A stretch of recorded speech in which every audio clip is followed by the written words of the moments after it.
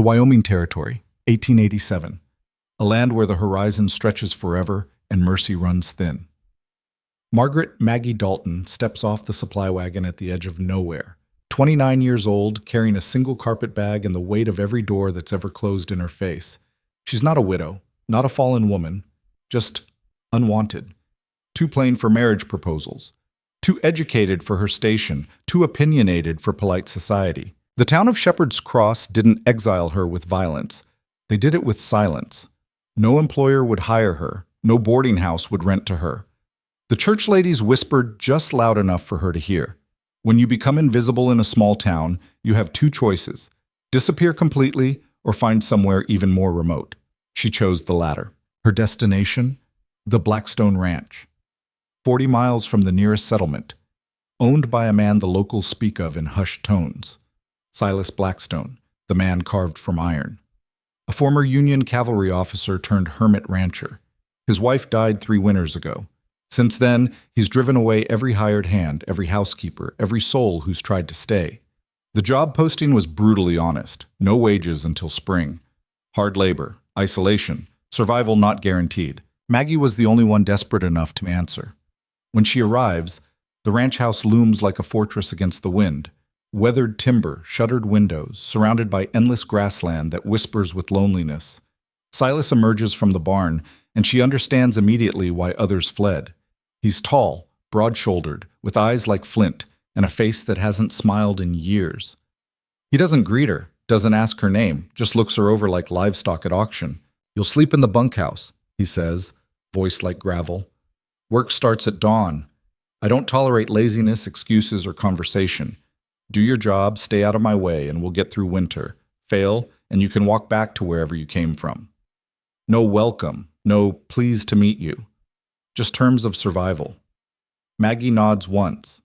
She didn't come here for kindness. That first night, alone in the bunkhouse, a drafty structure that smells of old leather and loneliness, she allows herself exactly 3 minutes of tears. Then she unpacks her bag, lays out her work clothes, and prepares for war. Because that's what this is. A war against circumstance, against a world that decided she had no value. The first week is brutal. Silas works her like a mule, hauling water, mending fences, mucking stables, chopping firewood until her hands blister and bleed. He barely speaks except to give orders. Meals are silent, functional. The ranch operates like a military camp with a population of 2. But Maggie doesn't complain, doesn't quit, doesn't ask for mercy. She works harder than he expects. Harder than she knew she could. And slowly, imperceptibly, something shifts. Silas notices she doesn't waste movement, doesn't need instructions repeated. When a fence post breaks during a storm, she repairs it before he can. When the well pump freezes, she's already heating water to thaw the mechanism.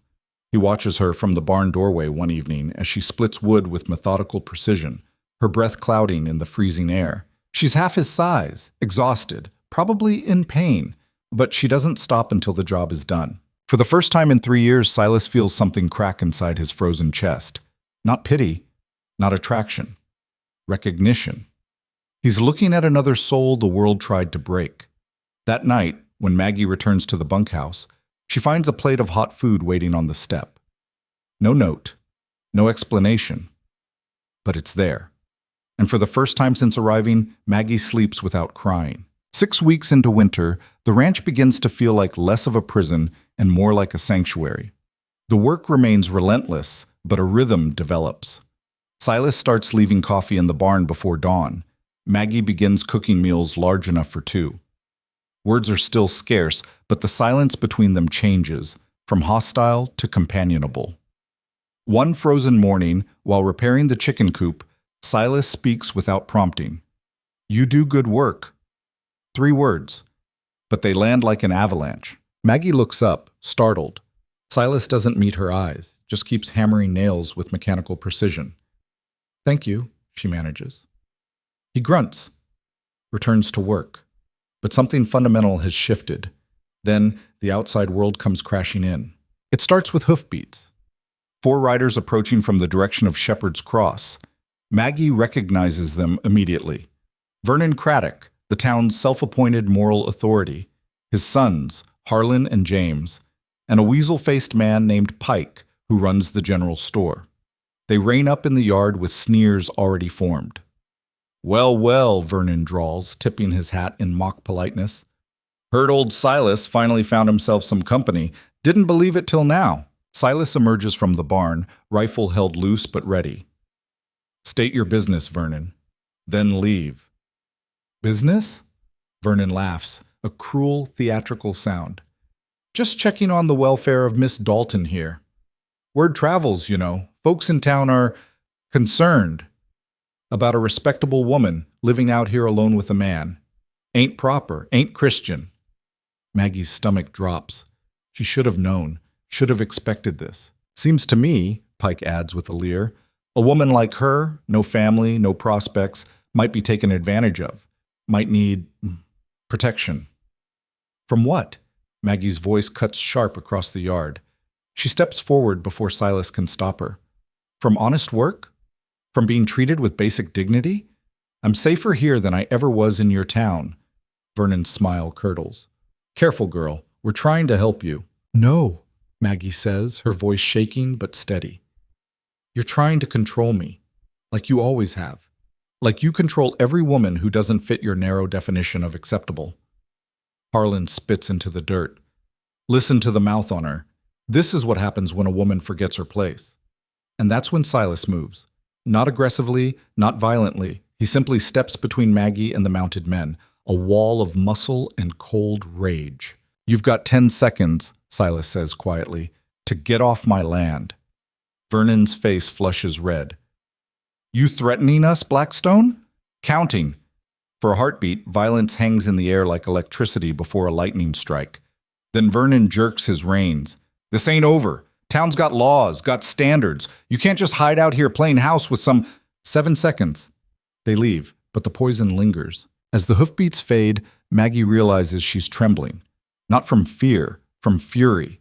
From the sheer weight of finally having someone stand up for her. Silas turns to face her, and for the first time she sees past the iron exterior. She sees a man who knows exactly what it's like to be judged, to be isolated, to be deemed unfit by people who've never walked in your boots. They'll be back, he says simply. I know. Might get ugly. I know. Silas studies her face, really looks at her, perhaps for the first time. You don't have to stay. I can pay you enough to get to Denver, start fresh where they don't know you. Maggie meets his eyes. Is that what you want? A long silence. No. Then I'm staying. From that day forward, they're not employer and employee. They're allies, two people society threw away, refusing to be erased. That night, they eat dinner together. Not in silence, but in conversation. Silas tells her about his wife, Catherine, who died of fever while he was away buying cattle. About the guilt that turned him to stone. Maggie tells him about growing up the daughter of a schoolteacher who died young, leaving her educated but penniless, acceptable as a charity case, but never as an equal. They wanted me grateful, she says bitterly, forever bowing and scraping for scraps of approval. Silas nods. The world's got no use for people who don't fit the mold. Then maybe, Maggie says, we don't need the world. Their eyes meet across the table, and something neither of them expected begins to take root. Winter deepens. So does the conflict. Rumors spread through Shepherd's Cross like wildfire. The unmarried woman living with the hermit rancher. Shameful, scandalous. The church ladies cluck their tongues. The men exchange knowing looks. Someone writes a letter to the territorial marshal. Maggie and Silas ignore it all, until they can't. One afternoon, Silas rides into town for supplies. It's a mistake. He's barely off his horse when Vernon Craddock confronts him in the street, backed by half a dozen men.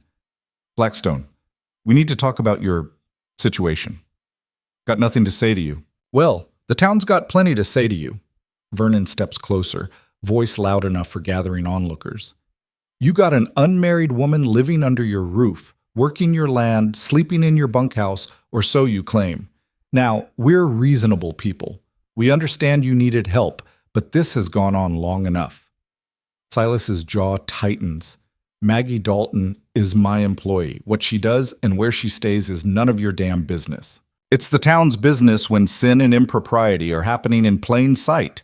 Vernon's voice rises to preacher volume. That woman needs proper supervision, proper guardianship. There are Christian families willing to take her in, give her respectable work. You mean control her, Silas cuts in. Own her. Make sure she remembers her place. Harlan Craddock steps up, chest puffed. You calling my father a liar? I'm calling him a hypocrite. The punch comes fast. Harlan's fist aimed at Silas's jaw. But Silas isn't a soft target. He's a cavalry veteran who survived battles these men only heard stories about. He sidesteps, counters with a brutal hook that drops Harlan like a stone. The street erupts. Men pile onto Silas, fists, boots, chaos. He fights like a cornered wolf, landing blows that break ribs and noses. But numbers win. They beat him down, bloody him, leave him gasping in the dirt. Vernon stands over him, breathing hard. You're done, Blackstone. Done hiding, done pretending. We're bringing that woman in for her own protection. Silas spits blood. Touch her, and I'll kill you. That's a threat against citizens. I'll have the marshal here by week's end. True to his word, Vernon contacts Territorial Marshal Angus Finch, a by-the-book lawman who values order over justice. Finch reviews the concerns: unmarried cohabitation, potential coercion, moral corruption. He issues an order. Margaret Dalton is to be removed from Blackstone Ranch and placed under town supervision pending a formal inquiry. When Silas returns to the ranch, face swollen, ribs cracked, Maggie nearly drops the water bucket she's carrying. Oh God, Silas! They're coming, he says through split lips. Marshal's order. They're taking you back to town. The world tilts. No. Maggie's voice is steel. I won't go. Won't be a choice. Then we run. Head to Montana. Disappear. Silas shakes his head. I'm tired of running. Tired of letting bastards like Vernon decide how I live. He looks at her with something fierce and raw.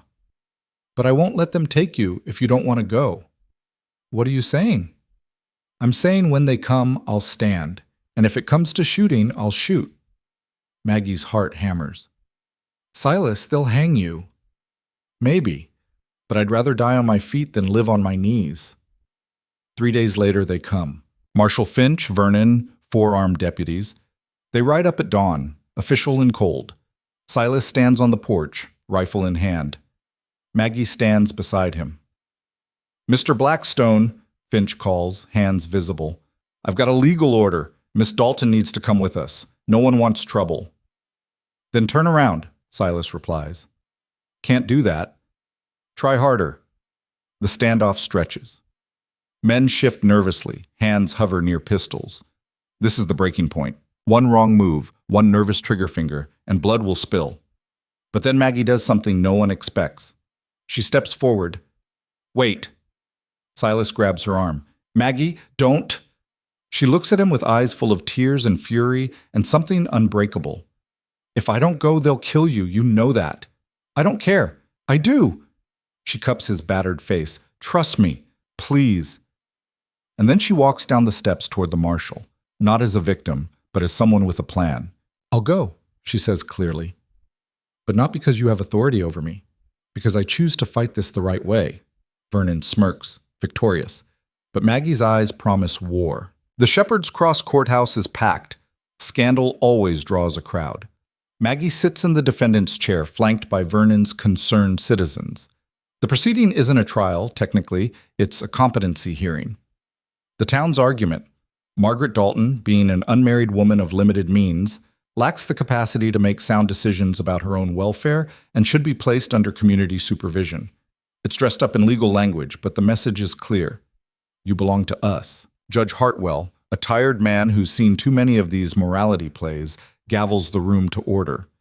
This is a civil matter. Miss Dalton, you're not accused of a crime, just accused of being a woman with opinions, Maggie mutters.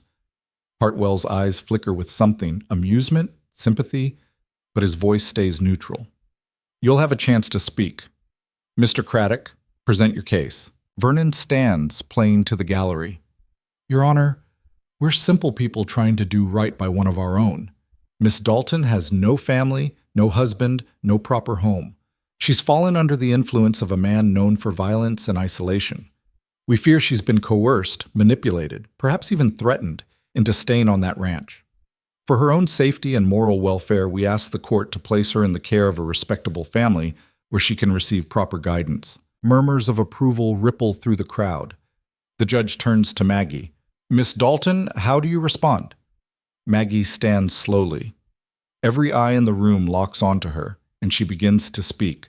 Not timidly, not apologetically, with the full force of 29 years of swallowed rage. Your Honor, these people have never cared about my safety. When I needed work, they gave me none. When I needed shelter, they turned me away. When I walked through this town, they whispered about me like I was a ghost, or worse, a cautionary tale. Her voice rises. They didn't offer help. They offered judgment. And the moment I found a place where I was treated with basic human dignity, they decided that was unacceptable. Vernon sputters. I'm not finished. Maggie's eyes are fire. You want to talk about morality? Let's talk about it. Mr. Craddock employs women in his store for half what he pays men. Mr. Pike refused to extend credit to widows, but offers it freely to drunks. The respectable families who'd take me in want free labor, a permanent servant they can parade as charity work. The room goes silent. Silas Blackstone offered me a job, a real job.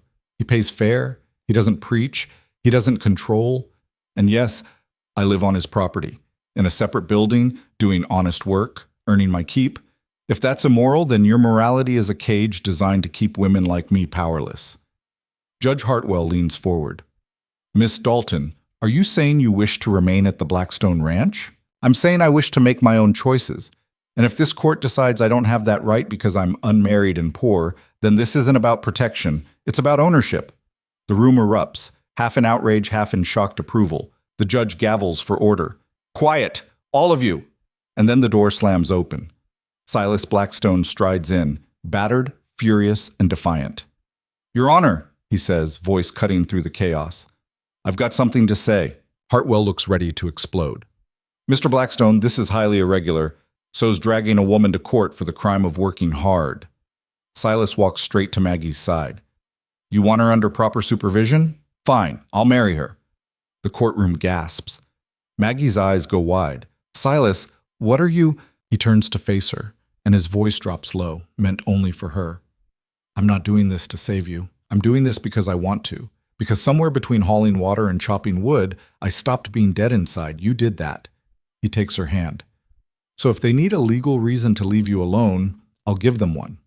But make no mistake, Maggie Dalton, I'm asking because I choose you, not because I pity you, not because I'm obligated, because I want you in my life. Tears stream down Maggie's face. This is absurd, Vernon roars. A sham marriage is legal. Judge Hartwell interrupts, and there's steel in his voice now. Mr. Blackstone, are you formally proposing marriage? I am. Miss Dalton, do you accept? Maggie looks at the man who defended her, who stood between her and the world, who saw her as an equal when everyone else saw her as a problem. I do.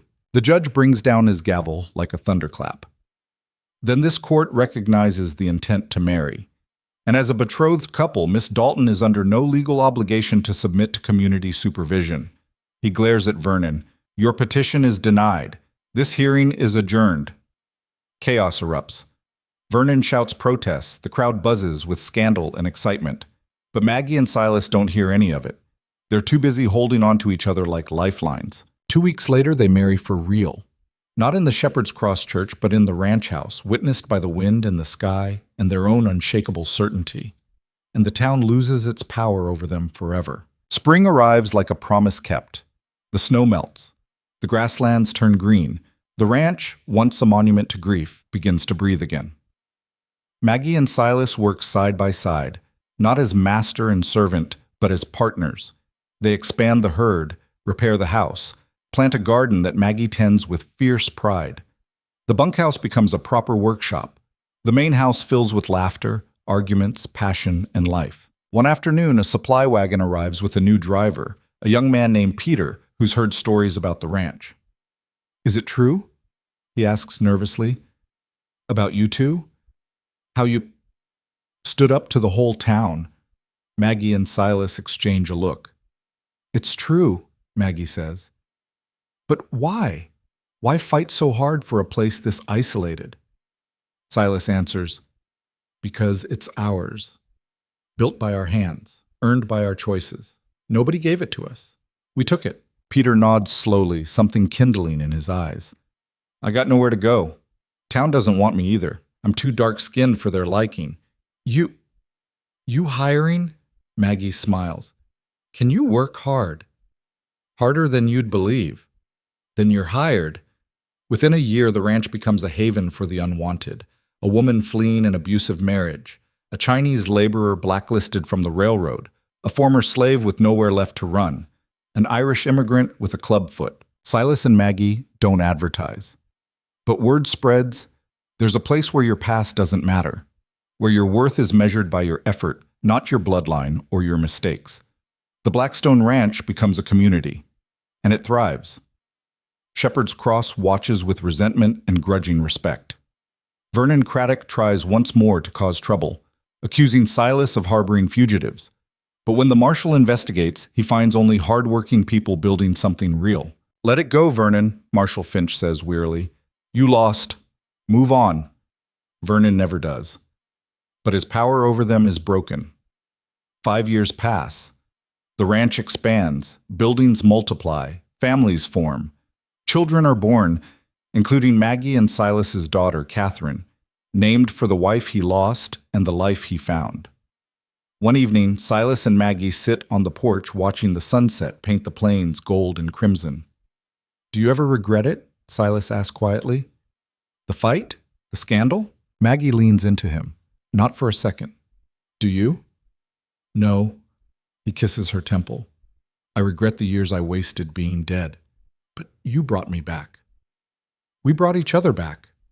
In the distance, laughter rises from the bunkhouses. Someone's playing a fiddle. Children chase each other through the grass. This ranch, once a tomb, is now a fortress of belonging. They didn't need the world's acceptance.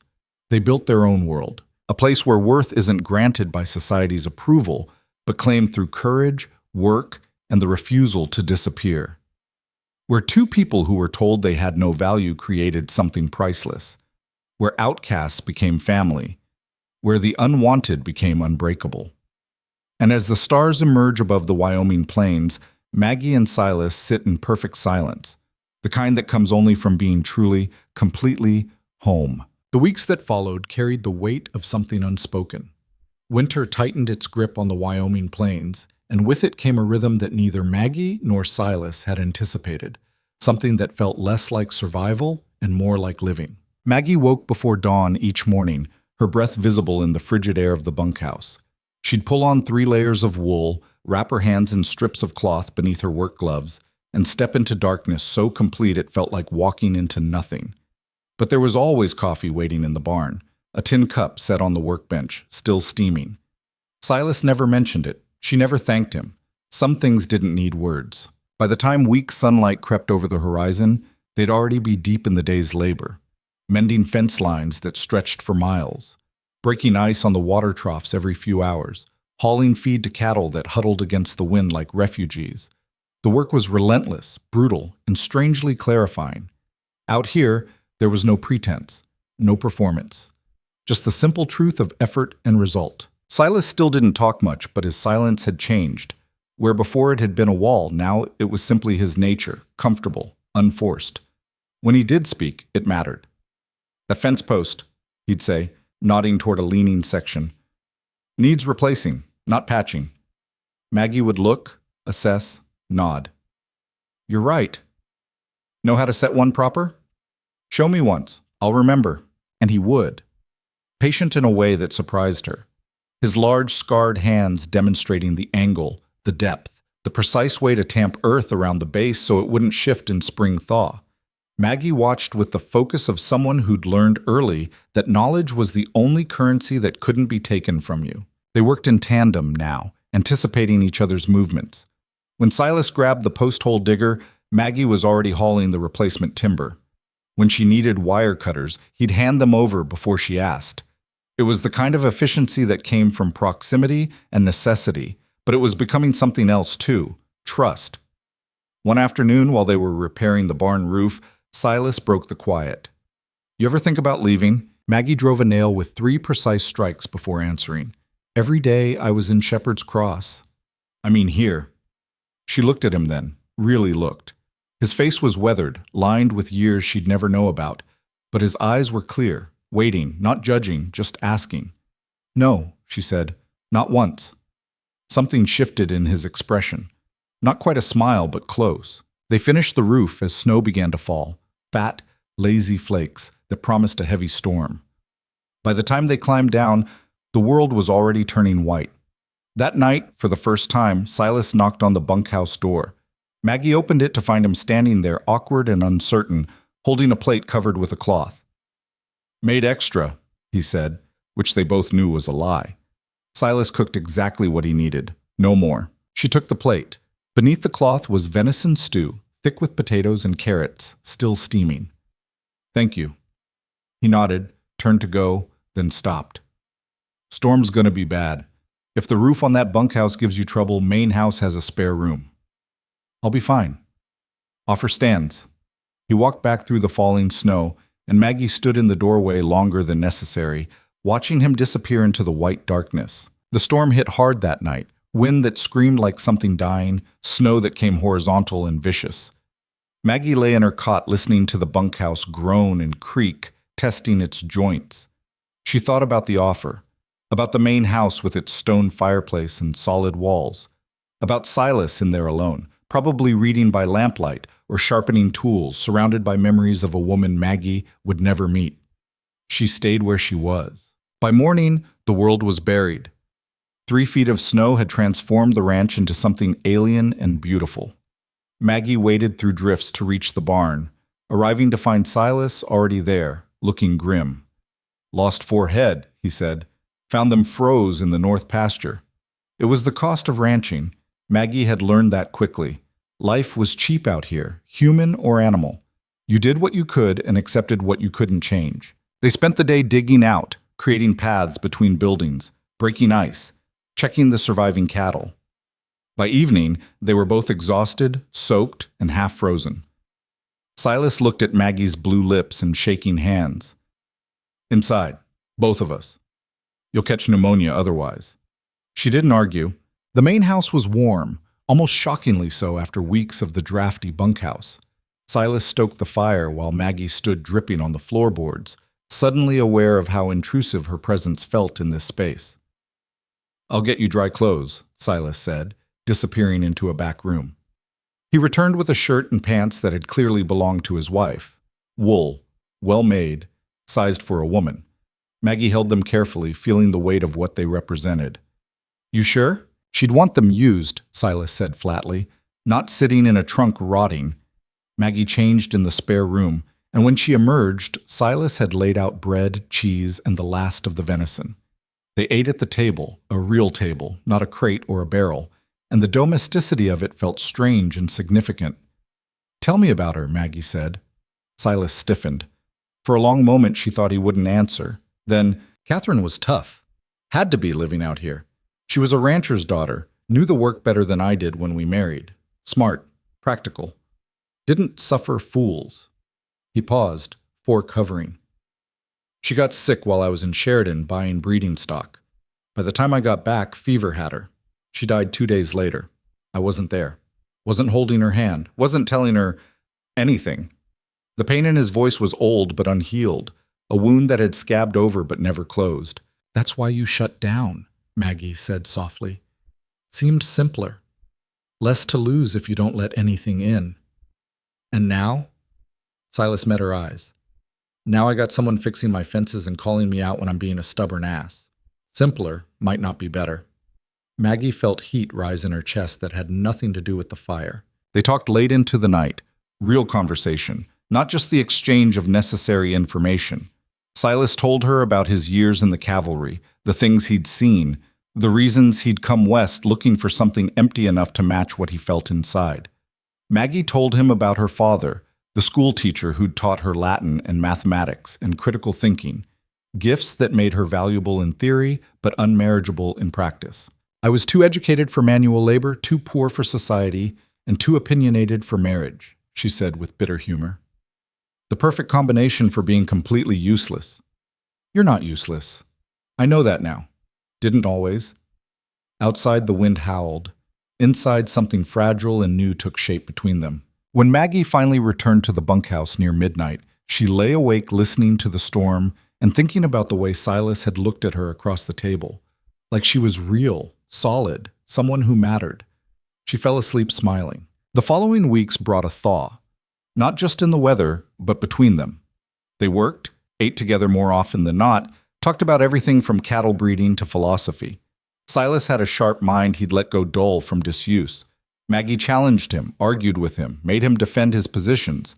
He did the same to her. It was exhilarating. One evening, while mending harnesses, Silas said, "You remind me of her sometimes." Catherine. Not in looks, in spine. She never backed down either. Is that a good thing or a bad thing? Good. Definitely good. March arrived with mud and the first hints of green. The cattle grew restless, eager for open range. Silas started talking about spring plans, breeding schedules, fence expansion, maybe hiring seasonal help for the summer. We'd need another bunkhouse, he mused. Can't house men and women together. Wouldn't be proper. Maggie raised an eyebrow. You worried about propriety now? I'm worried about your reputation. My reputation was destroyed the day I came here. That ship sailed, Silas. He frowned. Still, people talk. Let them. But people were talking, more than either of them realized. The trouble started on a Tuesday. Silas had ridden to Shepherd's Cross for supplies, a trip he made monthly, always tense, always brief. He preferred the general store in Miller's Fork, 40 miles east, but sometimes necessity demanded closer options. He was loading bags of flour onto his wagon when Vernon Craddock approached with his two sons flanking him like guards. Blackstone. Vernon's voice carried that particular tone of false friendliness that preceded cruelty. Heard you got yourself some help this winter. Silas didn't look up. News travels slow out here. That was months ago. Oh, we knew. Just been observing, seeing how things developed. Vernon stepped closer, lowering his voice. Folks are concerned, Silas. A woman living out there with you, unmarried, no chaperone. It don't look right. Margaret Dalton is my employee. What she does and where she stays is my business and hers, not yours. Harlan Craddock, the older son, sneered. Employee. That what we're calling it? Silas straightened slowly, and the dangerous quiet that settled over him made Harlan take an involuntary step back. You got something to say, boy? Say it clear. I'm saying, Vernon interjected smoothly, that appearances matter. That girl's got no family, no protection. Living out there alone with a man, people wonder about her virtue, about whether she's being coerced. Coerced? Silas tasted the word like poison.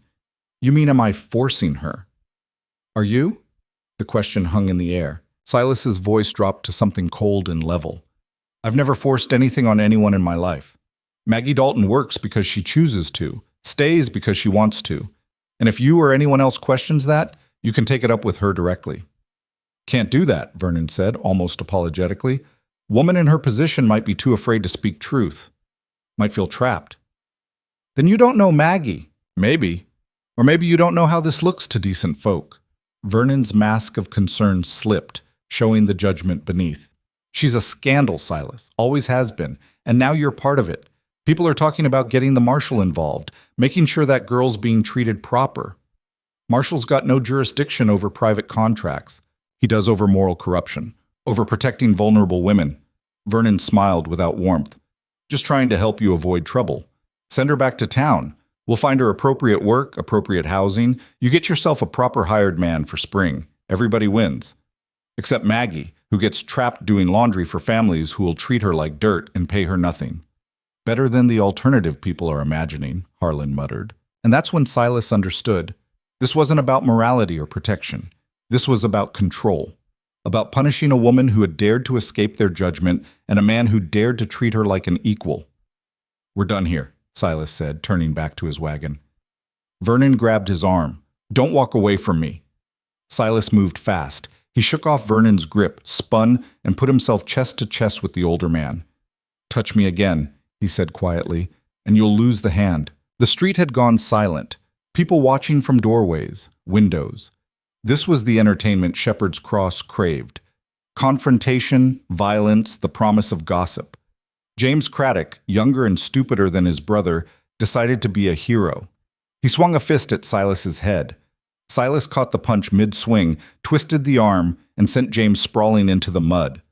Harlan rushed in next, and Silas dropped him with a single blow to the gut that folded him like paper. Then the rest came. Vernon shouting for help, men pouring out of the saloon, the barber, the boarding house.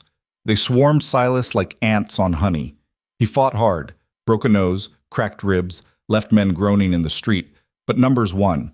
They beat him down, pinned him, pounded him until blood ran from his mouth and nose. Vernon stood over him, breathing hard, knuckles split. "You done? You finished showing off?" Silas spat blood. "Go to hell. You're the one headed there, friend. Keep that woman on your ranch, keep defying decency, and you'll have more trouble than you can handle." Vernon kicked him once in the ribs for emphasis. "Marshall's coming. He'll sort this out proper. And that girl, that scandal in a dress, she'll be gone from your ranch by week's end. Count on it." They left him there in the mud. Silas took 20 minutes to pull himself together, load the wagon, and start the long ride home. Every breath hurt. His vision swam, but the pain wasn't what consumed him. It was rage. Pure, incandescent fury at men who wrapped their cruelty in righteousness, who decided a woman's worth and fate without ever asking her opinion, who saw kindness as weakness and independence as sin. By the time he reached the ranch, twilight was falling. Maggie saw him from the barn and ran. "Oh God, Silas!" She helped him down from the wagon, and he nearly collapsed against her. She was stronger than she looked, supporting his weight as they stumbled toward the house. "What happened?" "Vernon Craddock happened. And his sons. And half the damn town." Maggie got him inside onto a chair and started cleaning blood from his face with water and cloth. Her hands shook, but her movements were efficient. "Why?" she asked, though she already knew. "You, me, the scandal of us. I should leave." "No."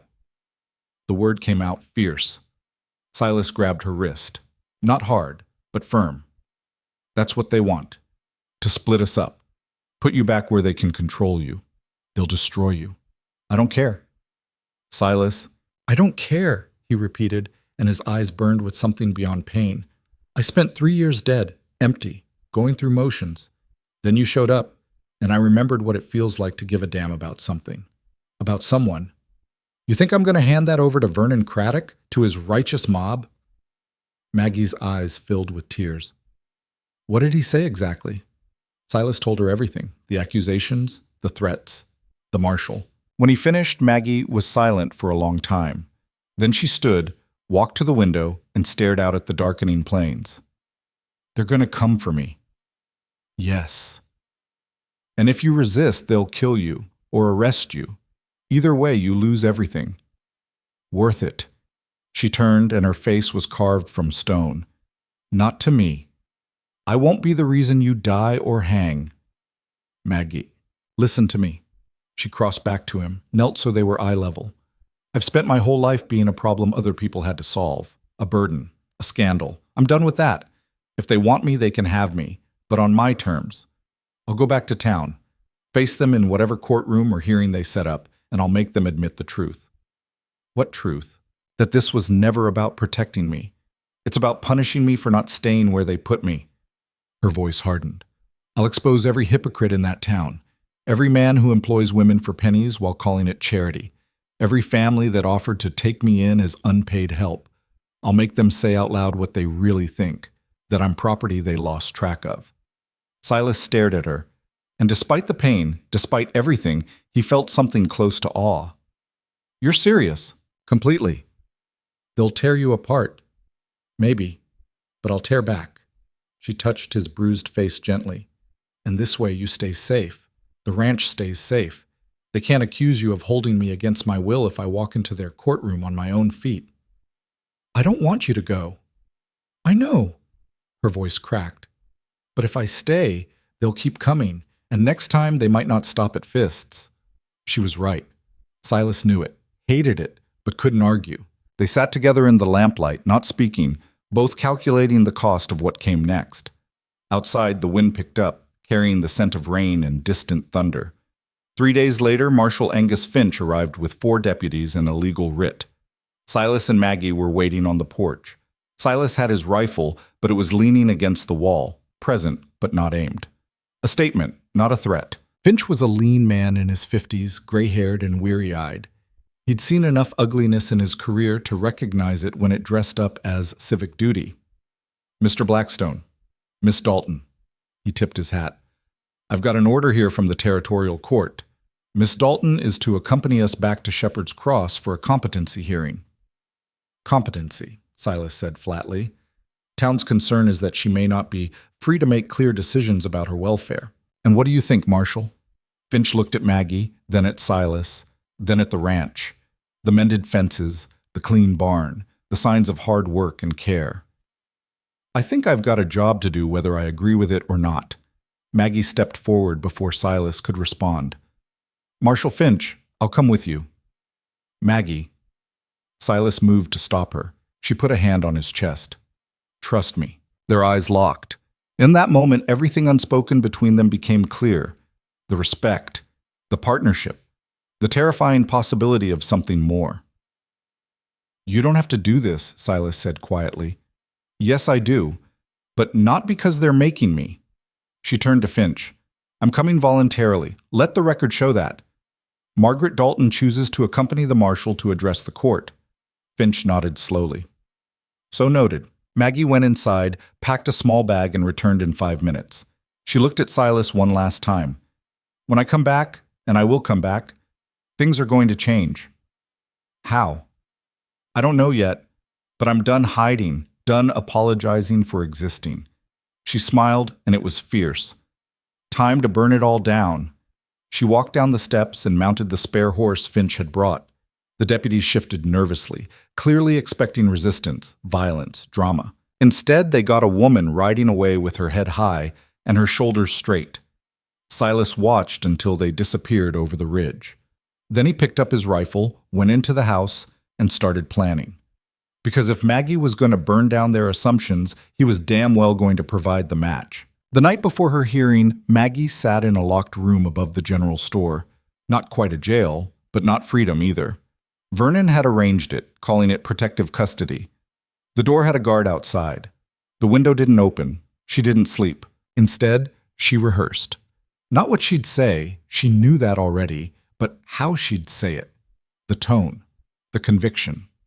She'd spent too many years making herself small, apologizing for space she occupied. Tomorrow, she'd take up all the room in that courtroom. Tomorrow, she'd show them exactly what they'd tried so hard to break. And she'd do it without flinching. Morning came too fast and not fast enough. Maggie heard the town waking, boots on wooden sidewalks, wagon wheels grinding through mud, voices calling out morning greetings that felt obscene in their normalcy.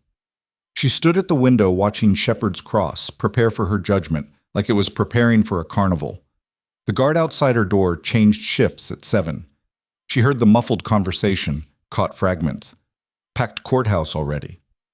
"Vernon's been talking it up for days. Poor thing doesn't stand a chance," and Maggie smiled grimly. They had no idea what was coming. At 8, Mrs. Hadley arrived with breakfast, a thin woman with perpetually pursed lips who ran the boarding house and considered herself the town's moral compass. She set down a tray of eggs and toast without meeting Maggie's eyes. "You should eat," Mrs. Hadley said stiffly. "Going to be a long day." "I'm sure you're hoping for that." Mrs. Hadley's mouth tightened. "I'm hoping the court sees sense, gets you proper supervision, for your own good." "My own good?" Maggie picked up the toast, examined it. "Tell me, Mrs. Hadley, when I came to you 3 years ago looking for a room, just a room, I had money for rent. Why did you turn me away?" This isn't about... You said your establishment catered to respectable clientele. I asked what made me unrespectable. You couldn't answer, just closed the door in my face." Maggie took a bite, chewed thoughtfully. "So forgive me if I don't believe this sudden concern for my welfare." Mrs. Hadley's face flushed. "You're an ungrateful, prideful girl. Always have been. That's your problem." "No, my problem is people like you deciding I'm a problem." Mrs. Hadley left in a huff, slamming the door hard enough to rattle the frame. Maggie finished her breakfast methodically. She'd learned in her months at the ranch, you ate when you could, slept when you could, because you never knew when the next chance would come. She braided her hair, smoothed her dress, the same plain wool she'd worn when she first arrived at Silas's ranch. No adornment, no pretense, just her. At 9, Marshal Finch came personally to escort her to the courthouse. "How you holding up?" he asked as they descended the stairs. "Better than they expect," Finch almost smiled. "I believe that. For what it's worth, Miss Dalton, I've seen a lot of these moral crusades, usually about control, not concern." "You going to say that in court?" "Not my place. I enforce law, not justice. Those aren't always the same thing." He held the door open. "But I'll tell you this. I rode out to Blackstone's ranch before coming to town, looked around, talked to some of the seasonal hands who worked there in years past. Not one bad word about Silas. And the way that ranch looks now compared to how it looked when his wife died? Night and day. Someone brought that place back to life. He did most of it. Maybe.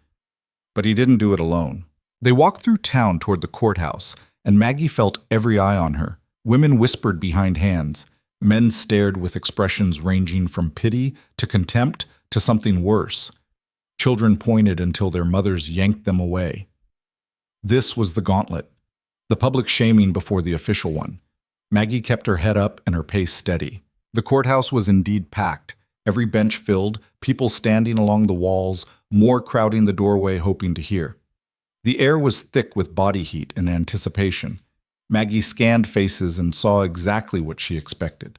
The Craddocks front and center, Vernon wearing his Sunday suit like armor, Pike from the general store, the Hadleys. Dozens of others who'd never spoken to her, never helped her, but were certain they knew what was best for her. And in the very back, half hidden in shadow, stood Silas. Their eyes met across the crowded room. His face was still bruised, one eye swollen nearly shut, but his gaze was steady and fierce. He gave her the smallest nod. She returned it. Judge Hartwell entered, a tired-looking man in his 60s who'd presided over Shepherd's Cross for 20 years. He'd buried 3 wives, raised 5 children, and developed the particular weariness of someone who'd seen human nature at its pettiest. "Court's in session," he announced, gaveling the room to silence. "We're here on a petition filed by Vernon Craddock and concerned citizens regarding the welfare of Margaret Dalton. This is a civil matter, not a criminal trial. Miss Dalton is not accused of wrongdoing. Just accused of being a woman with opinions," Maggie said clearly. The room erupted in gasps and murmurs. Hartwell's gavel came down hard. "Miss Dalton, you'll have your chance to speak. Mr. Craddock, present your case." Vernon stood, playing to the crowd like a preacher at revival. "Your Honor, we're simple folk trying to do right by one of our own. Margaret Dalton has no family, no husband, no proper home. 3 months ago, she went to work for Silas Blackstone, a man known for isolation and violence. Now she lives on his property, works his land, shares his—" "I sleep in a separate building," Maggie interrupted. "The bunkhouse, which Mr. Blackstone repaired and weatherproofed before I arrived." Vernon's jaw tightened. "As I was saying, Your Honor, we have reason to believe Miss Dalton may be under duress. Perhaps not physical duress, but psychological. A woman alone, desperate, might feel she has no choice but to accept inappropriate arrangements." "What's inappropriate about honest work?" Maggie asked. "The appearance," Vernon shot back. "The scandal. A young woman living with a man she's not married to. I'm not living with him. I'm working for him. There's a difference." "Is there?" Vernon turned to the crowd. "Can we really expect a woman in her position to think clearly, to make sound decisions? She's penniless, friendless, vulnerable to manipulation." "I have friends," Maggie said quietly. "Name one." "Silas Blackstone." The room went dead silent. Vernon recovered quickly. "That's not friendship. That's dependence. Stockholm captivity. She's been isolated so long she doesn't recognize her own imprisonment." "I recognize freedom just fine," Maggie said, her voice rising. "I recognize the difference between someone who respects me and people who want to own me." Hartwell gavelled again. "Mr. Craddock, get to your point." "My point, Your Honor, is that Miss Dalton needs protection, guidance, the kind that only proper supervision can provide. We have several respectable families willing to take her in, provide her with appropriate work and housing. As what? Maggie stood before Hartwell could stop her. As unpaid labor, as a charity case, they can parade around to show their generosity while I scrub their floors and raise their children for room and board. Vernon's face reddened. That's not. It's exactly that. I've seen those offers before. They're not kindness. They're ownership with a polite face. You're being hysterical. I'm being honest. Hartwell leaned forward. Miss Dalton, sit down. Mr. Craddock, continue. But Vernon was losing his composure. Your Honor, this is exactly what I mean. She's defiant, unwilling to accept help. She needs someone to make decisions for her, to control her, a voice said from the back. Every head turned. Silas pushed through the crowd, ignoring the marshal's attempt to stop him. Mr. Blackstone, Hartwell warned, this is highly irregular. So is dragging a woman to court for the crime of working hard. Silas moved down the aisle, his boots loud in the shocked silence. Vernon wants to talk about Miss Dalton's welfare. Fine. Let's talk about it. She came to my ranch in November, hadn't eaten properly in weeks, had calluses on her hands from taking whatever day labor she could find, slept in a hay barn twice because no boarding house would take her money. That's not relevant, Vernon started. It's completely relevant. You want to paint me as some predator who took advantage of desperation? I gave her a job. Fair terms. Hard work for fair pay. She's earned every cent and then some. She fixed fences I'd been putting off for months, organized my tack room, taught herself veterinary basics from books in my library. She's the best ranch hand I've ever had, and I've had plenty. Vernon sneered. Ranch hand, is that what we're calling it? Silas went very still. Careful. Everyone in this room is thinking it. You're just too close to see it. Or maybe you do see it and don't care. A lonely widower, a desperate woman. Silas moved fast. He grabbed Vernon by the collar and lifted him half out of his seat. The deputies surged forward, but Hartwell's gavel crashed down like thunder. Mr. Blackstone, release him immediately or I'll have you in chains. Silas held Vernon's terrified gaze for 3 long seconds, then shoved him back into his seat. Say what you want about me, Silas said quietly. But you slander her again, and court or no court. I'll finish what your son started in the street. Is that a threat? Vernon gasped. It's a promise. Hartwell was on his feet. Marshal Finch, remove Mr. Blackstone from this courtroom. But before Finch could move, Maggie spoke. Wait! Something in her voice stopped everyone. She stood slowly, and when she turned to face the crowd, her expression was carved from stone. You want to know the truth? Here it is. Vernon Craddock doesn't care about my welfare. None of you do. You never have. When my father died and left me with nothing, did any of you offer real help? No. You offered pity, condescension, the kind of charity that comes with strings attached. Be grateful, be quiet, be whatever we need you to be. She walked into the aisle, addressing the whole room now. I tried. I tried so hard to fit, to be the right kind of poor, the acceptable kind of desperate. But I made mistakes. I spoke up when I should have stayed silent. I had opinions when I should have been agreeable. I wanted wages instead of gratitude. And slowly, one by one, you all decided I wasn't worth the effort. Mrs. Hadley shifted uncomfortably. Others looked away. So I left. I found the one place that would take me, a ranch 40 miles from here where the work was brutal and the pay was uncertain, but where nobody cared if I was properly grateful or appropriately meek. And you know what? I thrived. For the first time in years, I felt human, valuable. Not because someone was doing me a favor, but because I was earning my place. Vernon found his voice. By living in sin, by living, Maggie cut him off. Just living, working dawn to dusk, learning skills, becoming competent, and yes, becoming friends with a man who treated me like an equal instead of a problem to manage. She turned to Hartwell. Your Honor, they want to put me under supervision, to protect me. But from what? From work I chose? From respect I earned? Or from the possibility that I might actually be happy somewhere they can't control me? The judge's expression was unreadable. Miss Dalton, I'm not finished. Her voice cracked but didn't break. Every woman in this room knows what I'm talking about.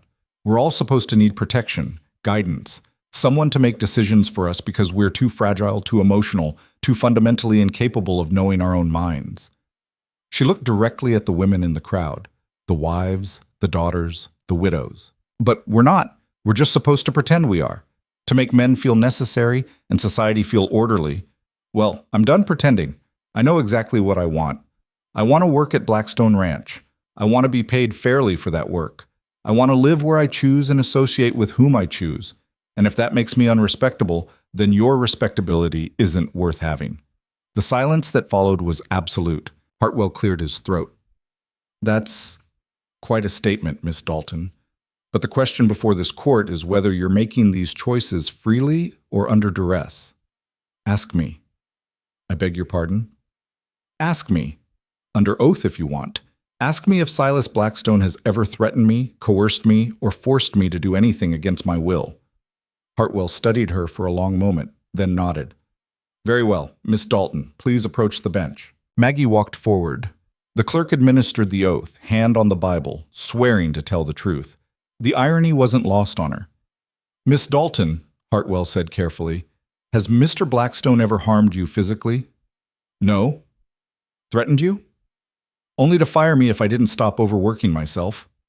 A ripple of surprised laughter ran through the room. Has he ever demanded anything inappropriate from you? Any intimate favors in exchange for employment? Maggie met the judge's eyes. Never. Not once. Not even implied. He's been nothing but professional and respectful. Then why stay? Why not seek employment elsewhere in a more conventional situation? Because conventional situations have never treated me well, Your Honor. Because I'm tired of being someone's charity project. Because at Blackstone Ranch, I'm not a problem to solve. I'm a partner in an enterprise. Silas asks my opinion, values my skills, pays me what he'd pay any competent worker. That's not exploitation. That's the first fair shake I've gotten in years. Vernon couldn't contain himself. Your Honor, she's clearly been influenced. By what? Maggie whirled on him. By kindness? By respect? By being treated like a thinking human being instead of a defective woman who needs constant management. By isolation, by dependence. I'm dependent on my own skills, Vernon, my own labor. For the first time in my life, my survival isn't based on someone else's whim or charity. It's based on what I can do, what I contribute. And yes, Silas Blackstone benefits from my work. That's how employment works. But I benefit too, equally. Pike stood from the crowd. What about morality? What about appearances? Whose morality? Maggie shot back. Yours? The same morality that lets you employ women for half wages and call it generosity? The same morality that looks the other way when drunk men beat their wives but gets outraged when a woman works for a living? How dare you? How dare I what? Tell the truth? Point out hypocrisy? I've watched this town crucify women for things men do every day without consequence. Affairs, drunkenness, violence. But a woman works alongside a man and suddenly we need legal intervention? Hartwell gavelled weakly. Miss Dalton, I'm almost done, Your Honor. I just want the record to be clear. I, Margaret Dalton, am of sound mind. I chose to work at Blackstone Ranch. I choose to continue working there.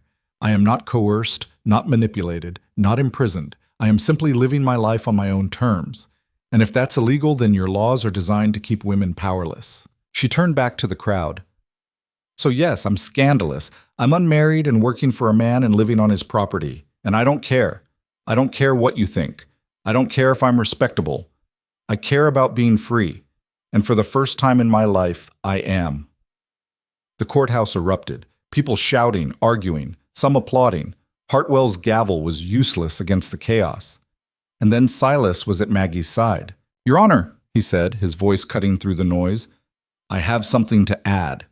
Hartwell looked ready to explode. Mr. Blackstone, you're not a party to these proceedings. I am now. Silas turned to face the crowd, and Maggie saw something in his expression she'd never seen before. Not anger, not defensiveness, but determination mixed with something that looked almost like joy. You want Maggie Dalton under proper supervision? Silas said. Fine. I'll marry her. The room went dead silent. Maggie's heart stopped. What? Silas looked at her and his eyes were clear. Right here. Right now. In front of all these people who think they know what's best for you.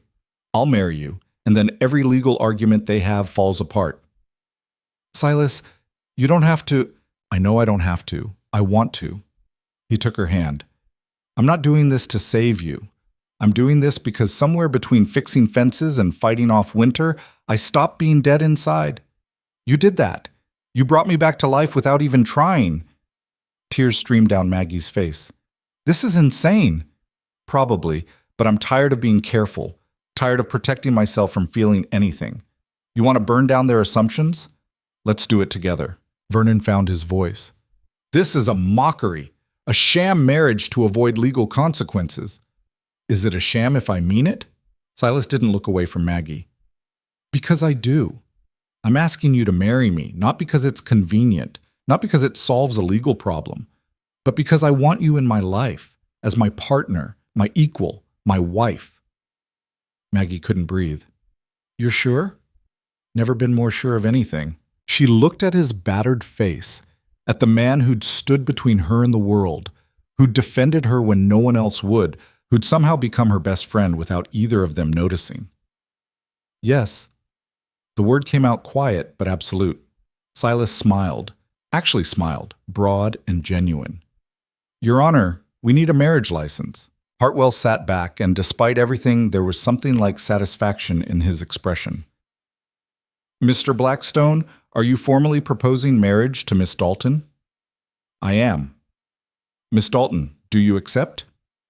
I do. The judge nodded slowly.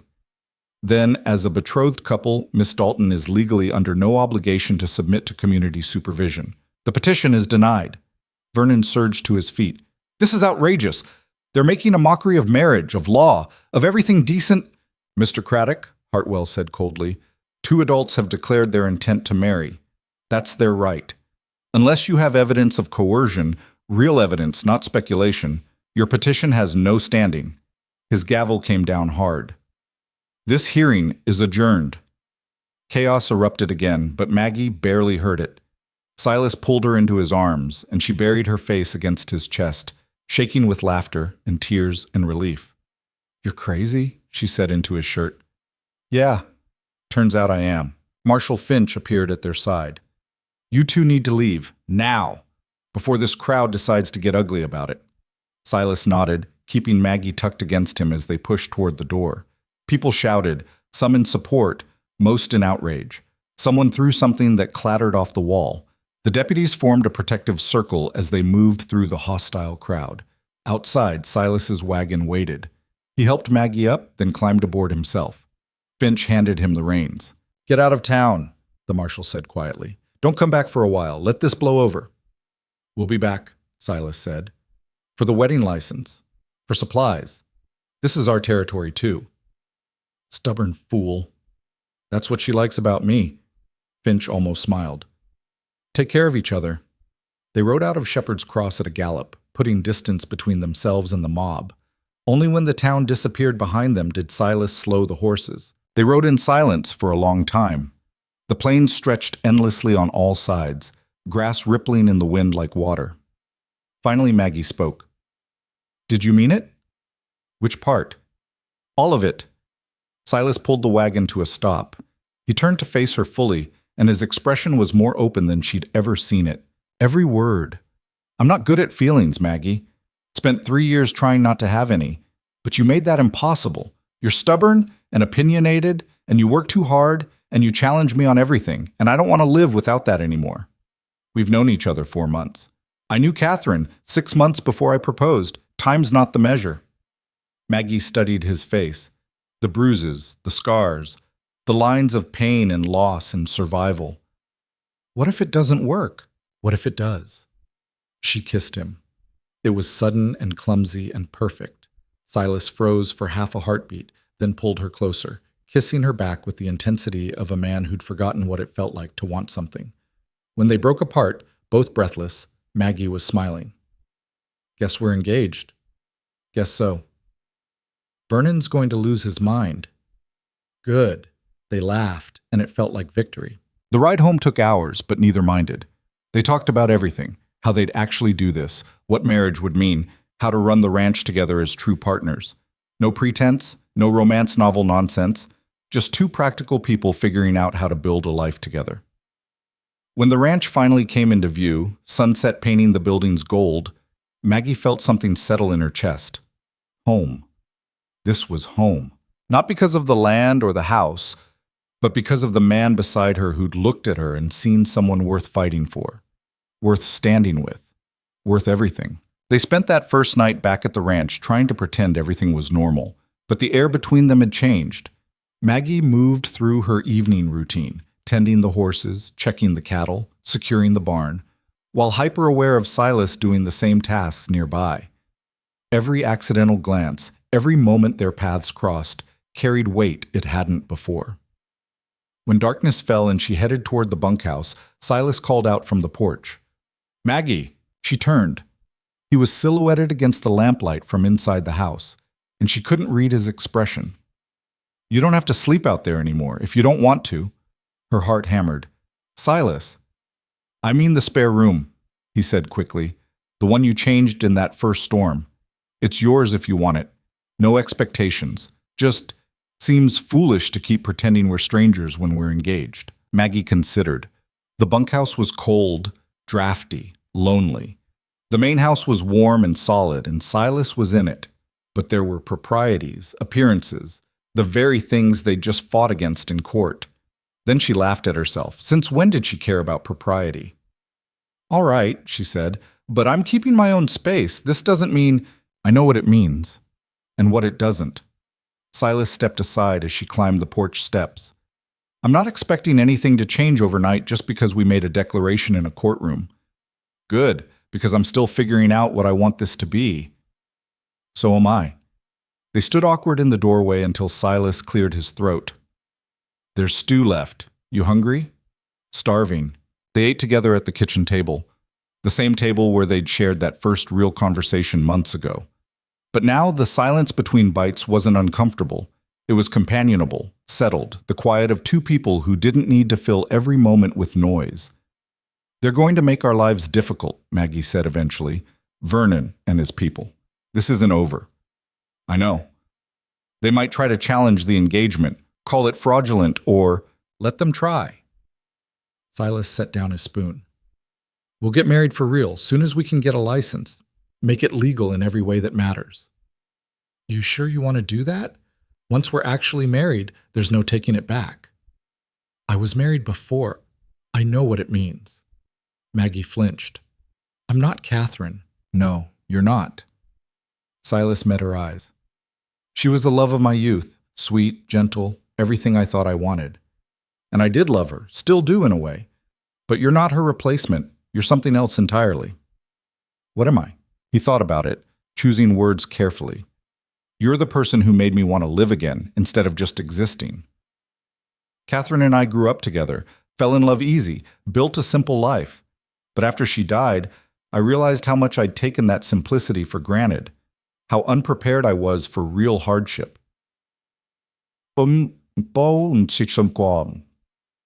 He leaned back. "You're different. You're forged from hardship. You don't need rescuing or protecting or gentle handling. You need a partner who can stand beside you and not get in your way. That I can do." Maggie's throat tightened. "That's the most romantic thing anyone's ever said to me." "That was romantic?" "For us, yeah." They smiled at each other across the table, and something settled between them, an understanding that this wouldn't be a conventional marriage based on conventional romance. It would be a partnership built on mutual respect, shared struggle, and the stubborn refusal to let the world grind them down. Maggie slept in the spare room that night, in a real bed for the first time in months. She expected to lie awake analyzing everything, but exhaustion took her under within minutes. She woke to the smell of coffee and the sound of Silas moving around the kitchen. When she emerged, dressed and ready for work, he handed her a cup without comment. "What's the plan for today?" she asked. "South fence needs checking. Winter probably damaged sections we didn't catch." "I'll saddle the horses." "Maggie," she paused in the doorway, "we should probably talk about the actual wedding. Soon, before Vernon finds some legal loophole to exploit." "How soon? 2 weeks? That enough time to, I don't know, whatever needs doing?" Maggie laughed. "I'm not exactly planning some elaborate ceremony, Silas. I don't have family to invite. No friends in town. Just us." "Marshall Finch seemed decent. We could ask him to witness." And who else? We need 2 witnesses. They both fell silent, confronting the reality of their isolation. 2 people against the world made for good drama, but poor wedding logistics. There's old Thomas Reardon, Silas said finally. He's got a homestead about 15 miles east, keeps to himself, minds his business. I've helped him out a few times. Will he come? If I ask, yeah, he's good people. So it was settled. A wedding in 2 weeks, witnessed by a marshal and a hermit rancher. Not exactly the stuff of fairy tales, but it would be legally binding and entirely theirs. The days that followed fell into a strange rhythm. They worked the ranch as always, hard, constant labor that left them both exhausted by nightfall. But now they ate every meal together, talked long into the evenings, slowly learned each other's rhythms and habits. Maggie discovered Silas read poetry in the rare moments he relaxed. Silas learned Maggie sang to the horses when she thought no one was listening. They didn't touch beyond accidental brushes of hands or shoulders. Neither pushed for more. There was an unspoken agreement that physical intimacy would come in its own time, if it came at all. The marriage was primarily practical, a legal shield and a partnership. Anything beyond that would have to develop naturally. On the 5th day, a rider approached the ranch. Silas emerged from the barn with his rifle, but relaxed when he recognized Marshal Finch. The lawman rode up alone, looking tired and wary. Silas, Miss Dalton. Marshal. Silas didn't lower the rifle completely. Official visit? Unofficial, but important. Finch dismounted, stretching saddle-stiff muscles. Mind if we talk inside? They gathered in the kitchen. Maggie poured coffee while Silas waited with arms crossed. There's trouble brewing, Finch said without preamble. Vernon's not letting this go. He's filed a formal complaint with the territorial court claiming fraud. Says your engagement is a sham designed to circumvent legal oversight. It's not a sham, Maggie said flatly. I believe you, but Vernon's got influence. He's arguing that you're being coerced, that Blackstone pressured you into accepting his proposal to avoid supervision. He wants a full investigation. Silas's jaw tightened. What kind of investigation? The kind where a court-appointed examiner comes out here, interviews you both separately, inspects the living arrangements. They'll try to prove the engagement isn't legitimate. How do we prove it is? Maggie asked. Get married. Soon, before they can block it. Once you're legally wed, the fraud angle dies. But they might still cause trouble, but their strongest argument disappears. We're planning to marry in 2 weeks, Silas said. Make it this week, tomorrow, if you can manage it. Maggie and Silas exchanged glances. There's a preacher in Miller's Fork, Finch continued. Name's Davis. He's not particular about waiting periods or bans. If you ride out at dawn, you could be married by afternoon. That fast? Maggie felt dizzy. Vernon's filing additional motions. One of them requests a restraining order preventing you from cohabitating until the investigation concludes. If that goes through, they could force you off this ranch again. Get married first, and it becomes moot. Silas stood, paced to the window. They're really going to fight us on every front. They're scared, Finch said. You made them look like fools in that courtroom. Vernon lost face. Men like him don't forgive that. So we marry tomorrow, Maggie said, her voice steadier than she felt. Make it legal before they can stop us. Silas turned from the window. You're sure? This is even faster than we planned. I'm sure. Are you? He crossed to her, took her hand. Yeah, I'm sure. Finch nodded. I'll ride with you, serve as witness. We'll need one more. Thomas Reardon, Silas said. I'll send word tonight. After Finch left, Maggie sat at the table feeling like she'd been caught in a landslide. Getting married in principle was one thing, actually doing it in less than 24 hours was something else entirely. You're panicking, Silas observed. Little bit. We don't have to do this. We could fight the investigation, drag it out, and give Vernon more chances to tear us apart? No. Maggie stood. I want this. I didn't think I'd ever get married. Spent years accepting I was the wrong kind of woman for that. And now it's happening so fast I can barely process it. Silas stepped closer, not touching but near enough that she felt the warmth of him. What kind of woman did you think you had to be? The kind men want. Soft, agreeable, decorative. I never wanted that. I know. That's why this is terrifying. She looked up at him. You see me as I actually am. rough edges and sharp opinions and all. What if you wake up one day and realize you made a mistake?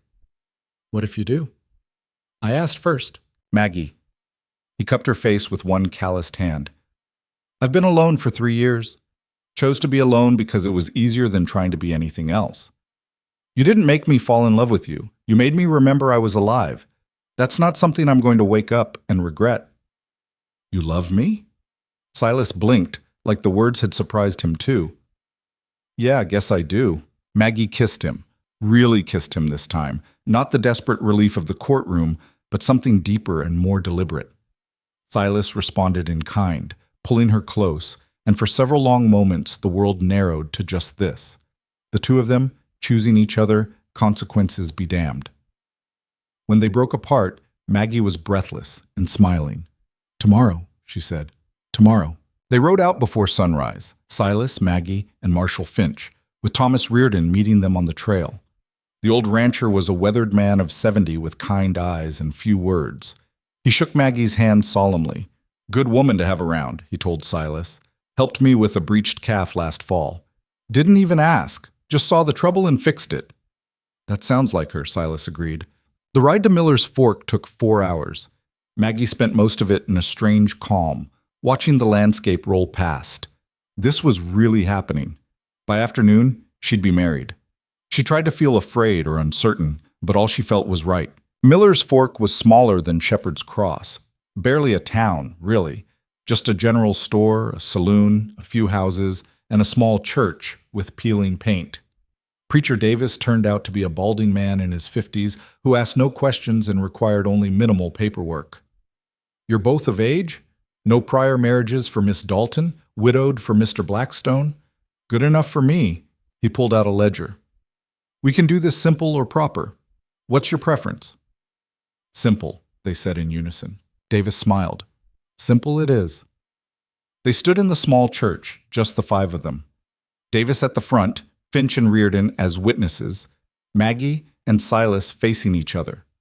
No decorations, no music, no guests, just words and intent.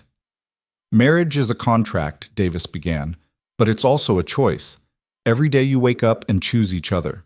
The words we say here make it legal. What you do after makes it real. He went through the traditional vows, abbreviated and practical. Silas repeated them in his steady voice, never taking his eyes off Maggie. When it was her turn, her voice only shook once. Do you have rings? Davis asked. They hadn't even thought about rings. Maggie started to shake her head, but Silas pulled something from his pocket, a simple gold band worn smooth with age. It was Catherine's, he said quietly. She'd want it used. Maggie's eyes filled with tears as he slipped it onto her finger. It fit perfectly. By the authority vested in me, I pronounce you husband and wife. You may kiss if you're inclined. Silas pulled Maggie close and kissed her like he meant it, like this was the start of something real and permanent and worth protecting. When they broke apart, Finch was grinning and Reardon was nodding approval. Congratulations, Mr. and Mrs. Blackstone, Davis said, handing Silas the signed certificate. May you have many good years together. They signed the certificate, Margaret Blackstone in her careful script, Silas Blackstone in his bold hand. Finch and Reardon witnessed. It was official. Walking out of that church into afternoon sunlight, Maggie felt different. Not diminished by marriage, but amplified. She was still herself, still stubborn and opinionated and rough around the edges. But now she was also part of something larger than herself. How do you feel? Silas asked as they mounted their horses. Married. That's it? That's everything. They rode back slower, stopping to camp overnight rather than pushing through. Reardon and Finch gave them privacy, setting up bedrolls on the far side of the fire. Maggie and Silas lay side by side under blankets, watching stars wheel overhead. This is our wedding night, Maggie said. Technically. We're doing it wrong. Supposed to be in a bed somewhere, not on the ground in the middle of nowhere. Silas propped himself on one elbow to look at her. You want conventional? I can try to be romantic. No. She grabbed his shirt, pulled him down to kiss her. I want this, exactly this. What happened next was clumsy and tender and thoroughly imperfect. Exactly right for two people who'd never pretended to be anything but themselves. Afterward, they lay tangled together, and Maggie felt something she'd never felt before. completely safe. I love you, she said into the darkness. Silas tightened his arms around her. I know. I love you too. We're really doing this, building a life together. Yeah, we really are. They arrived back at the ranch the next afternoon to find someone waiting. Vernon Craddock sat on his horse near the gate, flanked by his 2 sons and Pike, all armed, all angry. Silas pulled his rifle from its scabbard as they approached. Finch did the same. Vernon, Silas said coldly, you're on my property. Your property, Vernon spat the words. Acting like you own the whole territory, like you can just ignore decent society and do whatever you please. Pretty much. Where'd you go? Ran off to hide like cowards? We got married, Maggie said clearly. She held up her left hand, showing the ring. Legal and binding. So whatever you're planning, Vernon, you're too late. Vernon's face went purple. You can't. That's not... Here's the certificate. Silas pulled it from his jacket, unfolded it. Signed by Preacher Davis and Miller's Fork. Witnessed by Marshal Finch and Thomas Reardon. We're married, which means your fraud complaint is worthless. This is a sham, an obvious... Careful, Finch interrupted. That's an accusation of perjury you're making. Against a lawman, no less. You want to go down that road? Vernon's mouth worked soundlessly. Harlan stepped forward, hand on his pistol. Maybe marriage don't matter. Maybe she still needs protecting from a man who beats his way through town. I defended myself against your attack, Silas said. Big difference. You assaulted respectable citizens. Your brother threw the first punch. Everyone saw it. Doesn't matter. Vernon found his voice again, though it shook with rage. You two think you're so clever. Think you beat us. But you're pariahs now. Outcasts. No one in Shepherd's Cross will trade with you, work for you, help you when you need it. You've isolated yourselves. We've been isolated from the start, Maggie said. This changes nothing. It changes everything. Vernon's control snapped completely. You're a disgrace, a stain on this community. That ranch should be burned to the ground with both of you in it. The words hung in the air like poison. Finch urged his horse forward. That's a threat of violence, Vernon. Want to repeat it for my report? Vernon seemed to realize he'd gone too far. I'm just saying people are angry. Can't be responsible for what they might do. Actually, you can, Finch said. Inciting violence is a crime, and I just heard you do it. I didn't mean You meant it. Silas's voice was ice. You want me dead and Maggie broken. That's what you've wanted from the start. But here's the problem, Vernon. We don't break, we don't disappear, and we sure as hell don't burn. You'll regret this, Vernon hissed. Both of you. Mark my words. Your words don't mean much anymore, Maggie said. Now get off our land. For a moment, violence trembled on the edge of happening, hands on weapons, muscles tensed. One wrong move and blood would spill. Then Vernon jerked his reins and rode off, his sons and Pike following. But the threat lingered in the dust they left behind. He's going to cause trouble, Finch said quietly. Real trouble. That wasn't empty bluster. Let him try, Silas said. I'm serious. Vernon's pride is wounded. He's got money and influence.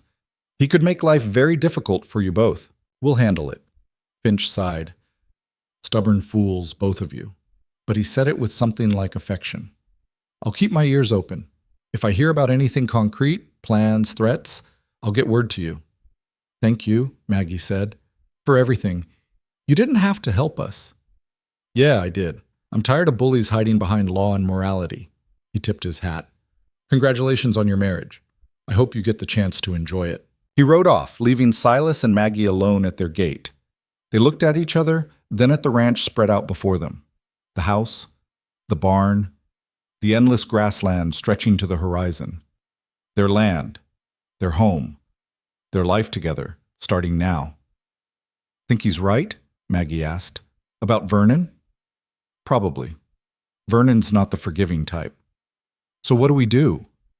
Silas considered. We live. We work. We build something worth protecting. And if Vernon comes for us again, we'll be ready. Together. Together.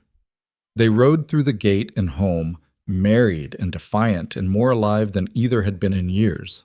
Whatever came next, they'd face it the same way they'd faced everything else, standing side by side, refusing to break, impossible to ignore. The sun was setting as they unsaddled the horses. Maggie watched the sky turn gold and crimson, and for the first time in her life, she felt like she belonged somewhere. Not because the world had finally accepted her, but because she'd found someone who chose her exactly as she was. She looked at Silas grooming his horse, solid and present, and hers, and smiled. Whatever storm was coming, they'd weather it. Together. The first weeks of their marriage passed in a blur of work and adjustment. Maggie moved her belongings from the bunkhouse to the spare room, though most nights she ended up in Silas's bed anyway, drawn by warmth and proximity and the simple comfort of not being alone. They were learning each other in ways that had nothing to do with romance, how Silas needed silence in the mornings before he could talk, how Maggie organized everything with fierce precision, how they both had nightmares but handled them differently. Silas woke violently, reaching for weapons that weren't there. Maggie woke silently, tears streaming down her face, making no sound at all. "You can talk about them," Silas said one night after finding her sitting up at 2 a.m. "About what?" "Whatever makes you cry in your sleep." Maggie pulled the blanket tighter around her shoulders. "It's always the same dream. I'm back in Shepherd's Cross, walking down the main street. Everyone's watching me, whispering. I try to speak, but no sound comes out. I keep walking, getting smaller and smaller until I'm invisible. Then I'm gone completely, like I never existed at all." Silas sat beside her. "You're not invisible now." "I know, but the fear doesn't care about logic." "No, it doesn't." They sat in the darkness together, and Maggie realized this was intimacy too. Not the physical kind, but the rawer version where you let someone see your broken pieces and trusted they wouldn't use them against you. The ranch kept them busy enough that they could almost forget about Vernon's threat. Spring was demanding, endless tasks that couldn't be postponed. Calving season arrived with all its drama and crisis, cows struggling to deliver, newborns too weak to stand, predators circling for easy meals. Maggie and Silas took shifts through the night, catching sleep in 2-hour increments, hauling weak calves into the barn to warm by the stove. One night, at 3 a.m, they sat side by side in the barn, watching a newborn calf finally get its legs under it. The mother lowed softly, nuzzling her baby, and Maggie felt something profound settle in her chest. "This is it," she said quietly. "What is?" "What I want, what I've always wanted without knowing it, not to be rescued or saved or managed, just to be part of something real, something that matters because we make it matter." Silas looked at her, exhausted and covered in birthing fluids and utterly beautiful in the lamplight. "You know we're probably going to lose some of these calves anyway. That's ranching. Not everything survives." "I know, but we try anyway, that's the point." He kissed her temple. "Yeah, I guess it is." 2 weeks after their wedding, Thomas Reardon rode up with a young man in tow, maybe 20, thin and nervous, with dark skin and a crooked arm that had healed badly from some old break. "This is Isaiah," Thomas said by way of introduction. "He's looking for work. Figured you might need an extra hand with spring coming on." Silas studied the young man. "You got ranching experience?" "Some, sir. Worked a cattle operation down in Colorado before." Isaiah hesitated. "Before they decided they didn't want my kind around." "Your kind?" "Black. They tolerated me when they needed the labor, but once they had enough white boys willing to work," he shrugged. "Story you've probably heard before." Maggie stepped forward. "Can you ride?" "Yes, ma'am." "Men fence?" "Better than most." "Handle cattle without spooking them?" "I'm gentle with animals. They seem to trust me." Maggie looked at Silas. He gave a slight nod. "You're hired," she said. "Pays fair, works hard, and we don't care what color you are or where you came from. You pull your weight. You've got a place here." Isaiah's eyes widened. "Just like that?" "Just like that. We've both been unwanted. We're not doing that to someone else."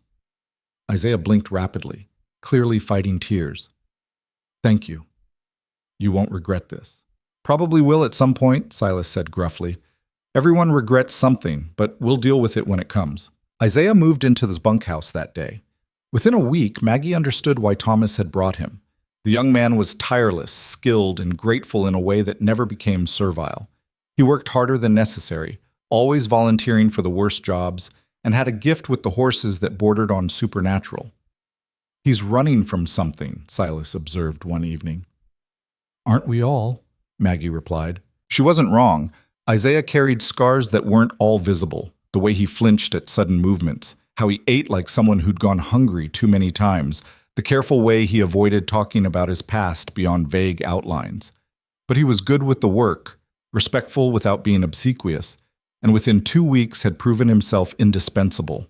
3 weeks later, a woman appeared on foot, just walked up the road at sunset, carrying a bundle and moving like every step hurt. Maggie saw her from the porch and immediately grabbed the rifle. But something about the woman's posture, defeated, desperate, but still moving forward, made her lower it. The woman was maybe 35, with a face that had been pretty before someone used fists to rearrange it. Her left eye was swollen shut.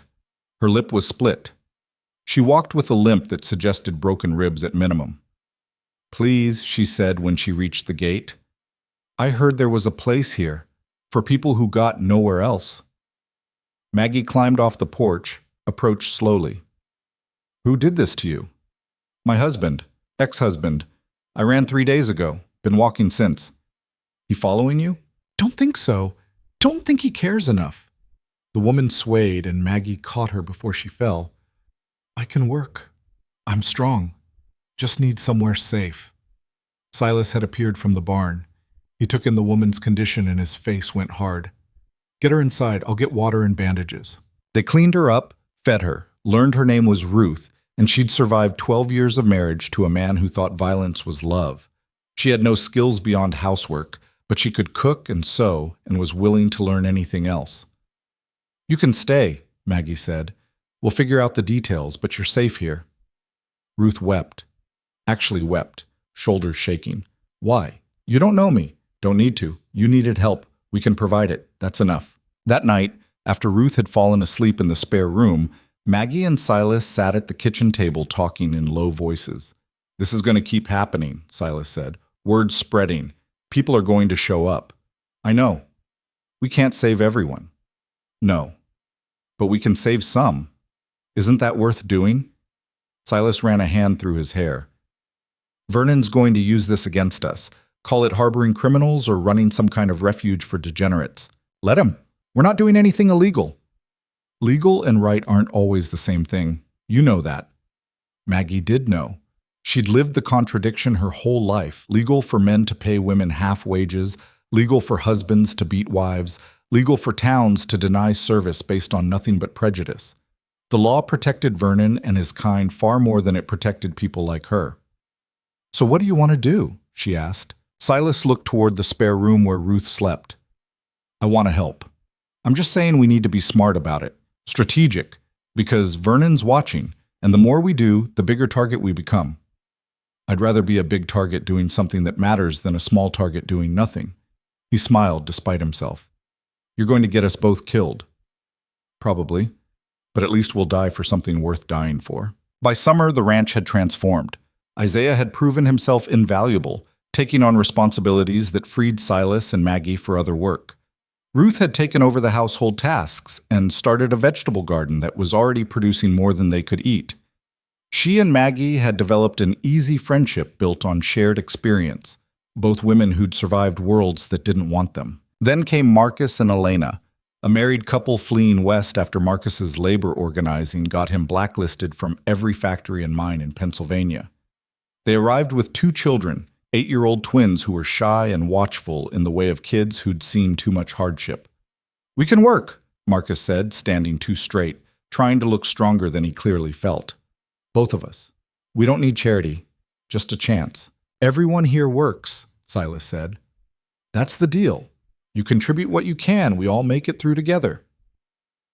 Elena looked around the ranch, at Isaiah mucking stalls, at Ruth hanging laundry, at Maggie and Silas standing side by side like partners instead of master and servant. "This is real?" she asked. "Not just talk?" "Real as it gets," Maggie said. "We're building something here, something different. You want to be part of it, you're welcome." The twins, Sarah and Samuel, came alive within days. They followed Isaiah everywhere, learning about horses and cattle. Ruth taught them letters and numbers in the evening, the ranch filled with noise and life, and the particular chaos of community. Maggie watched it all with a mixture of pride and terror. They were creating something fragile and precious, a place where broken people could heal. But fragile things broke easily, and she knew Vernon wouldn't tolerate their success indefinitely. She was right. Vernon's retaliation came in July. Silas rode into Shepherd's Cross for supplies, something he'd avoided for months but couldn't postpone any longer. They needed salt, nails, other items that couldn't be made or found locally. Maggie wanted to go with him, but someone needed to stay and manage the ranch.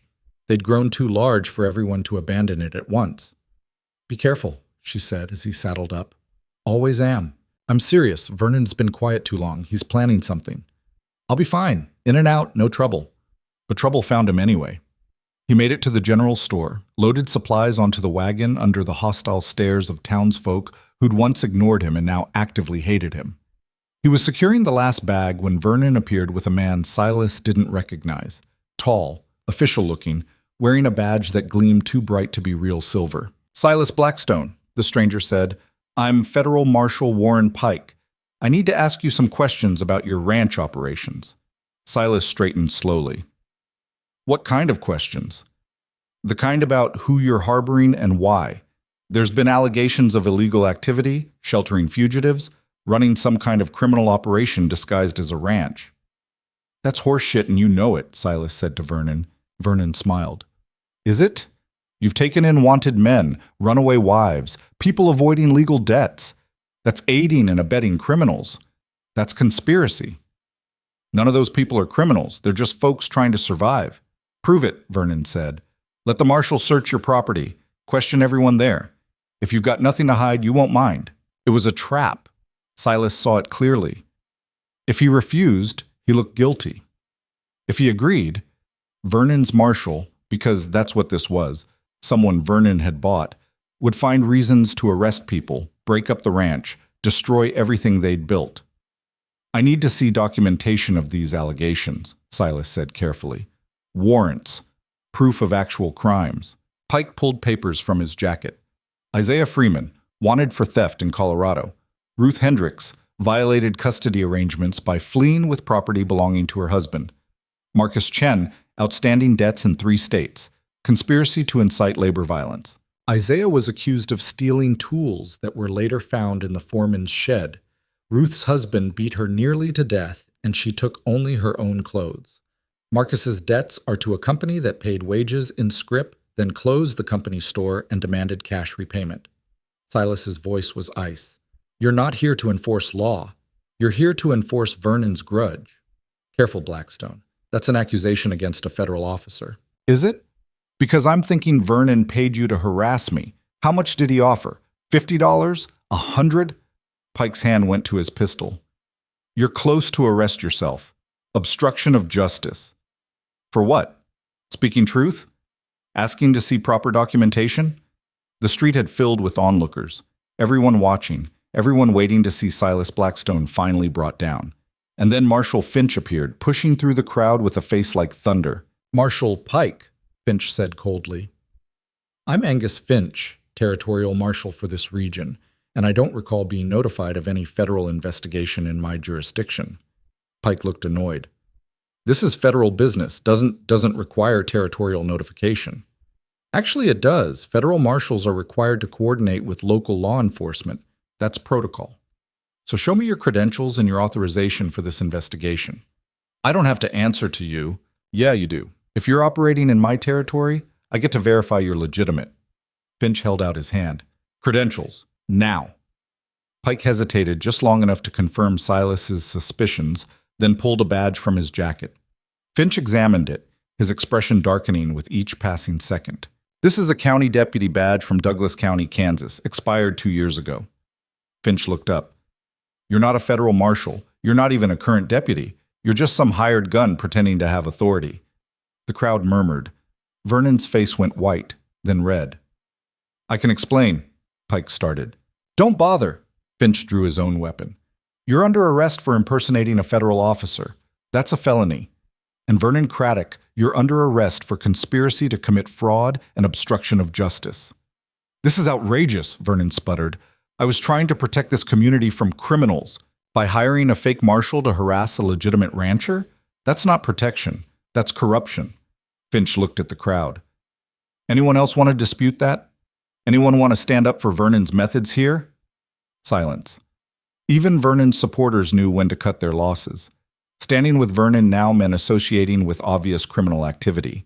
Finch locked Pike in the town jail and kept Vernon under guard while he sent for the territorial judge. Silas loaded his supplies and headed home, but the confrontation left him shaken. Vernon was escalating, getting desperate, and desperate men did dangerous things. When he told Maggie what had happened, her face went grim. He's not going to stop. I know. So what do we do? Silas looked out at the ranch, at Isaiah teaching the twins to rope, at Ruth and Elena preparing dinner together, at Marcus repairing fence in the distance, at everything they'd built in just a few months. We make ourselves too big to destroy, he said. We expand, bring in more people, build more structures, turn this ranch into a real community that can't be easily erased. That'll cost money we don't have. Then we find it. We take loans, we sell cattle early, we leverage everything we've got. He turned to her. We're not running. We're not hiding. We're going to build something so solid that Vernon can't tear it down even if he tries. Maggie smiled fiercely. All right then, let's build. Over the next months, they transformed the ranch with focused intensity. Marcus, who'd worked construction before the factories, designed a new bunkhouse with proper insulation and sleeping quarters for families. They hired builders from Miller's Fork, men who didn't care about Shepherd's Cross politics and were happy to work for cash. Isaiah and Silas expanded the barn and built additional corrals. Ruth and Elena planned a common house where everyone could gather for meals. Word spread faster than Maggie expected. More people came. A Chinese laborer named Wei, who'd been run out of the railroad camps for fighting back against abuse. A widow named Mrs. Patterson with 3 children and no prospects, turned away from every boarding house between here and Denver. A young couple, both Irish, who'd fled Boston's slums for the frontier, only to find discrimination followed them west. Each arrival brought new skills and new challenges. Wei knew irrigation and helped them build a system that tripled their garden production. Mrs. Patterson could weave and started producing cloth they could sell or trade. The Irish couple, Finn and Bridget O'Connor, were both literate and took over record-keeping that Maggie had been struggling to maintain alongside everything else. By autumn, 23 people lived and worked on Blackstone Ranch. They built the Common House, a schoolroom where Ruth taught the children, workshops where various trades flourished. It stopped being just a ranch and became something more. A refuge, a community. A statement that the unwanted could build something worth wanting. And Vernon watched it all with growing rage. The rumors started in September. Whispers that the Blackstone Ranch was a haven for criminals, that unsavory activities happened there, that Silas Blackstone was building his own private kingdom outside the law. The stories were vague enough to be believed, specific enough to be damaging. Then came the night riders. They started appearing in October, groups of men on horseback watching from the ridge after dark, never approaching, never threatening directly, just there, watching, waiting. They're trying to scare us, Marcus said. It's working, Elena admitted. Silas organized night watches. They took shifts, always someone awake and armed. The atmosphere on the ranch shifted from hopeful to tense. Children weren't allowed to wander. Everyone stayed within shouting distance of others. The fire came 3 weeks later. Someone, they never proved who, though everyone knew, set fire to the hay barn at 3 a.m. The blaze roared to life fast, fueled by dried grass and autumn wind. Maggie woke to Isaiah pounding on the bedroom door, shouting about fire. She and Silas ran outside to chaos, flames leaping 50 feet high, sparks showering onto nearby buildings like deadly rain.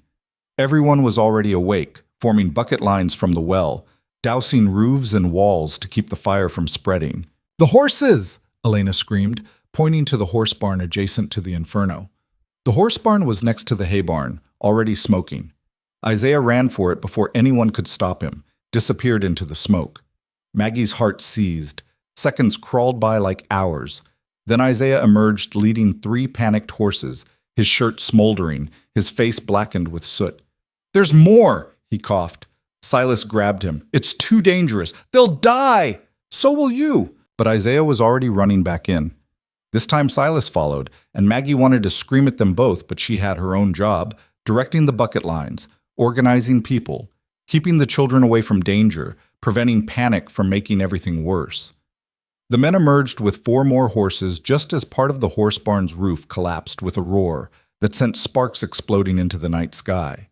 They were blackened with soot, coughing and bleeding from minor burns, but alive. It took until dawn to fully contain the fire. The hay barn was a total loss, just a smoking foundation and collapsed timbers. The horse barn was damaged but salvageable, though it would need extensive repairs. No one had died, though Isaiah's hands were badly burned, and Silas had a gash on his head from falling debris that required stitching. They stood in the ashes as the sun rose, exhausted and furious and still standing. "This was Vernon," Maggie said. "Not a question." "Can't prove it," Finch said. "He'd arrived an hour earlier, summoned by riders they'd sent. But yeah, this was Vernon. So he gets away with attempted murder. Unless we can prove who actually started it, and I doubt whoever he hired is going to confess." Finch kicked at charred wood. "I'm sorry. I know that's not good enough." Marcus stepped forward, his face set with determination. "Then we rebuild, bigger and better. Show him fire can't stop us." "He'll just try again," Ruth said quietly, voicing what everyone was thinking. "So we stop him first," Elena said. "How?" Mrs. Patterson asked. "We can't fight him with violence. He's got the law on his side, or enough of it anyway." Maggie looked at the gathered faces. 23 people who'd found refuge here, who depended on this place, who deserved better than living in fear of Vernon's vindictive rage. "We go public," she said. "Tell everyone what he's doing, not just in Shepherd's Cross, but in every town in the territory. Make him too visible to act against us without consequences." "How do we do that?" Wei asked. "We write letters to every newspaper, every territorial official, every judge and marshal within 300 miles. We document everything, the harassment, the fake marshal, the night riders, the fire. We make Vernon Craddock famous for all the wrong reasons." Silas was nodding. "Make it more expensive for him to fight us than to leave us alone." "Exactly. Right now he operates in shadow. We drag him into light." They spent the next week writing. Maggie, who had her father's education, composed the letters with careful precision. Others added their testimonies. Isaiah describing the false theft charges and the abuse he'd faced in Colorado. Ruth detailing her husband's violence and Vernon's attempt to force her back into that situation. Marcus explaining the labor disputes and how companies used legal mechanisms to punish workers who organized. Why writing about the railroad camps and the systematic exploitation of Chinese laborers? They made copies by hand, dozens of them, and sent them everywhere. To the Cheyenne Daily Leader, the Denver Post, the Laramie Sentinel. To the territorial governor, the Federal Marshal Service, every judge in the circuit. To reform organizations in the East that supported labor rights and women's suffrage. They sent so many letters that the post office in Miller's Fork ran low on stamps. The response was slow but building. The Cheyenne paper picked up the story first, a small article about allegations of harassment in Shepherd's Cross. Then the Denver Post ran a longer piece about the fake marshal incident. A reform organization in Chicago sent an investigator. The territorial governor's office dispatched their own examiner. Suddenly, Vernon Craddock wasn't a respectable citizen defending community standards. He was a vindictive bully using wealth and influence to terrorize people who'd done nothing wrong. The narrative shifted. The investigator from the governor's office arrived in December, a sharp-eyed woman named Catherine Moore, who'd built a reputation for not tolerating corruption or incompetence. She was in her 40s, dressed practically, and wasted no time on pleasantries. "I'm here to determine if there's substance to these allegations," she said bluntly. "I'll be interviewing everyone on this ranch separately. I'll examine the fire damage. I'll review all documentation. If you're lying or exaggerating, I'll know. If you're telling the truth, I'll make sure something gets done about it." She was thorough.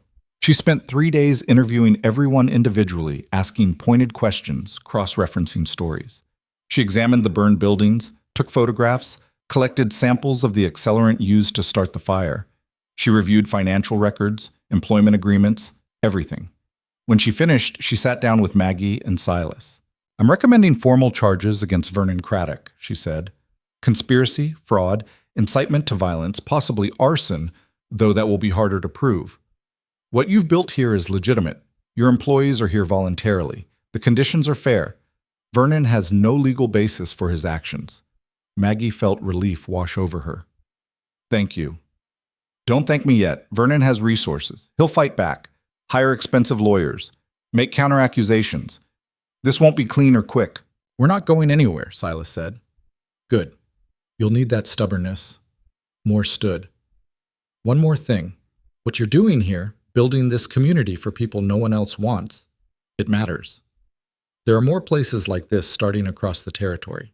Homesteads and cooperatives where people are creating alternatives to the way things have always been done. You're part of something larger than you realize.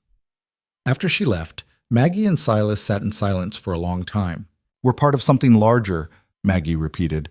I never thought about it that way. Neither did I. Just thought we were surviving. Maybe survival is revolutionary when the world expects you to disappear. Silas pulled her close. You're getting philosophical. I'm getting hopeful. That's more dangerous. Vernon fought back, exactly as Moore predicted.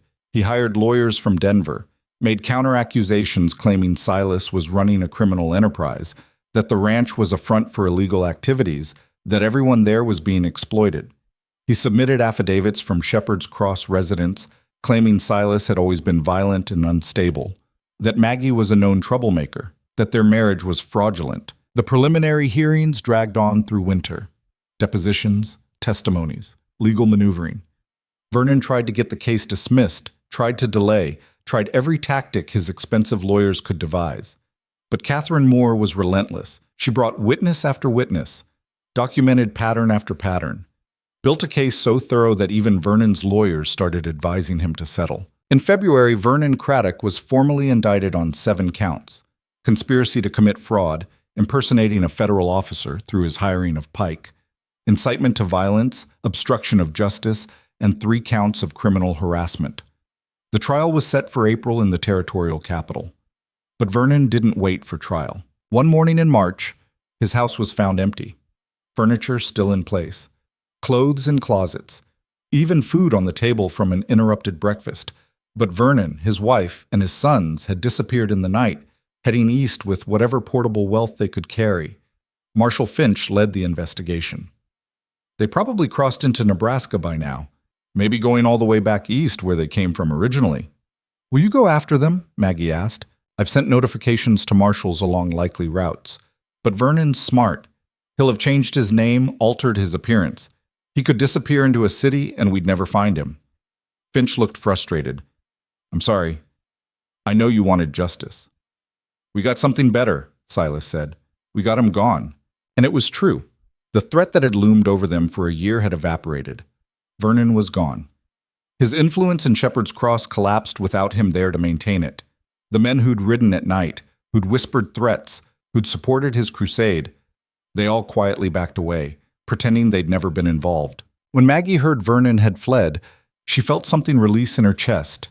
Not joy, not triumph, just profound relief. The weight she'd been carrying, the constant vigilance, the fear that had colored every decision, it lifted. It's really over, she said that night. It's really over, Silas confirmed. What do we do now? Whatever we want. That's the point of being free. Spring arrived with the promise of renewal. The ranch continued growing. More families arrived, drawn by the stories that had spread through the territory. A family of Norwegian immigrants who spoke broken English but were expert farmers. A former slave named Joseph who'd been wandering since the war ended, looking for a place to call home. A young woman named Sarah who'd run from an arranged marriage and could work metal better than most men. They rebuilt the hay barn, larger and safer than before. Added another bunkhouse. Expanded the common house, planted more crops. The children, now numbering 14, filled the schoolhouse Ruth had organized. Evening meals became community gatherings where 43 people shared food and stories and laughter. Maggie watched it all with wonder. They'd created something that shouldn't exist, a place where merit mattered more than background, where everyone contributed according to their ability and received according to their need. It wasn't perfect. People still argued, still had personality conflicts, still made mistakes, but they worked through it together. One evening in May, a traveling journalist arrived, a woman from the Eastern papers doing a series on Western settlement. She'd heard about Blackstone Ranch and wanted to see it for herself. What would you call this place? She asked Maggie. It's not quite a commune. Not exactly a traditional ranch, not a religious settlement. Maggie thought about it. It's a community of the unwanted. People society threw away, creating a society that wants them. The journalist wrote that down. And you see this as sustainable, long-term viable? I see it as necessary. The world is full of people who don't fit the mold society creates. Someone has to make space for them. Why you? Because I was one of them. I know what it's like to be invisible, to be told you're broken or wrong or worthless. I also know what it's like to find a place where those judgments don't apply. Everyone deserves that chance. The article ran in June, syndicated across multiple papers. It was largely sympathetic, though it questioned whether such communities could survive in a society built on hierarchy and exclusion. But it brought more attention, mostly positive. Reformers in the East started corresponding with Maggie, asking about their model. Other communities shared their own stories. They weren't alone. Across the frontier, people were experimenting with different ways of living: utopian communities, labor cooperatives, religious settlements. Most would fail, Maggie knew. The pressures against them were too strong, the economics too challenging, human nature too complicated. But some would survive. And those that did would prove something important: that there were alternatives to the way things had always been done. In July, on a scorching afternoon, Maggie stood on the porch watching Silas teach Joseph how to break a young horse. The man was patient, gentle, showing rather than telling. Across the yard, Ruth was leading the children in some kind of singing game. Way and Finn were arguing good-naturedly about irrigation channels. Elena hung laundry while Sarah hammered at the forge. This was her life now, not perfect, not easy, but hers. Silas finished with the horse and climbed the porch steps, sweaty and tired. "What are you thinking about?" he asked. "Everything. Nothing. How we got here." "Regret any of it?" "Not for a second. You?" He pulled her close, kissed her forehead. "Best decision I ever made was not shooting you when you first showed up." "You weren't going to shoot me." "I considered it. You looked like trouble." "I was trouble." "You were salvation." "I just didn't know it yet." They stood together watching their community, their family, go about the business of living. And Maggie realized this was the victory. Not defeating Vernon, though that mattered. Not building buildings or expanding operations, though those were important. The victory was this: 43 people living freely, choosing their own paths, supporting each other, proving that society's judgments weren't inevitable or final. As autumn approached, they held the first official community meeting to discuss the future. Everyone gathered in the common house, and Maggie stood to speak. "We've built something remarkable here," she said, "but we need to decide what we want it to become. Do we stay small and close-knit? Do we expand? Do we formalize our structure or keep it loose? These are decisions we need to make together." The discussion lasted hours. Some wanted to incorporate as a legal entity, offering protection and structure. Others worried that formalization would attract the kind of attention they'd fought to escape. Some advocated for expansion, others for maintaining their current size. In the end, they compromised. They'd formalize enough to protect themselves legally, but maintain flexibility in operations. They'd accept new members carefully, ensuring shared values and willingness to contribute. They'd continue developing multiple income streams so they weren't dependent on any single crop or product. Marcus proposed something radical. We should write down our principles, create a founding document, not rules exactly, but values we all agree to uphold. They worked on it for weeks. The final document was simple. "We, the community of Blackstone Ranch, believe that all people have inherent worth regardless of their past, their background, or the judgments others have placed upon them. We believe in the dignity of labor, the importance of mutual support, and the right of every person to live freely without fear of persecution for being who they are. We welcome all who come in good faith, who will contribute their labor and skills, and who respect the equal humanity of others. We reject hierarchies based on race, gender, religion, or origin. We commit to building a community where the most vulnerable among us are protected and the strongest use their strength in service of the whole." It wasn't a perfect document. It would be tested and challenged. But it was theirs, a statement of who they were and who they intended to be. Winter came again, their second full winter as a married couple, Maggie's second winter on the ranch. But this winter was nothing like the first. Then, she'd been alone, uncertain, fighting for basic survival. Now she was surrounded by family, Not blood family, but the kind you chose and built through shared struggle. One evening in December, as snow fell softly outside, the whole community gathered for what had become a weekly tradition, a shared meal followed by stories. Ruth told about growing up on a farm in Ohio before her marriage destroyed everything. Wei shared memories of his village in China, the reasons he'd left.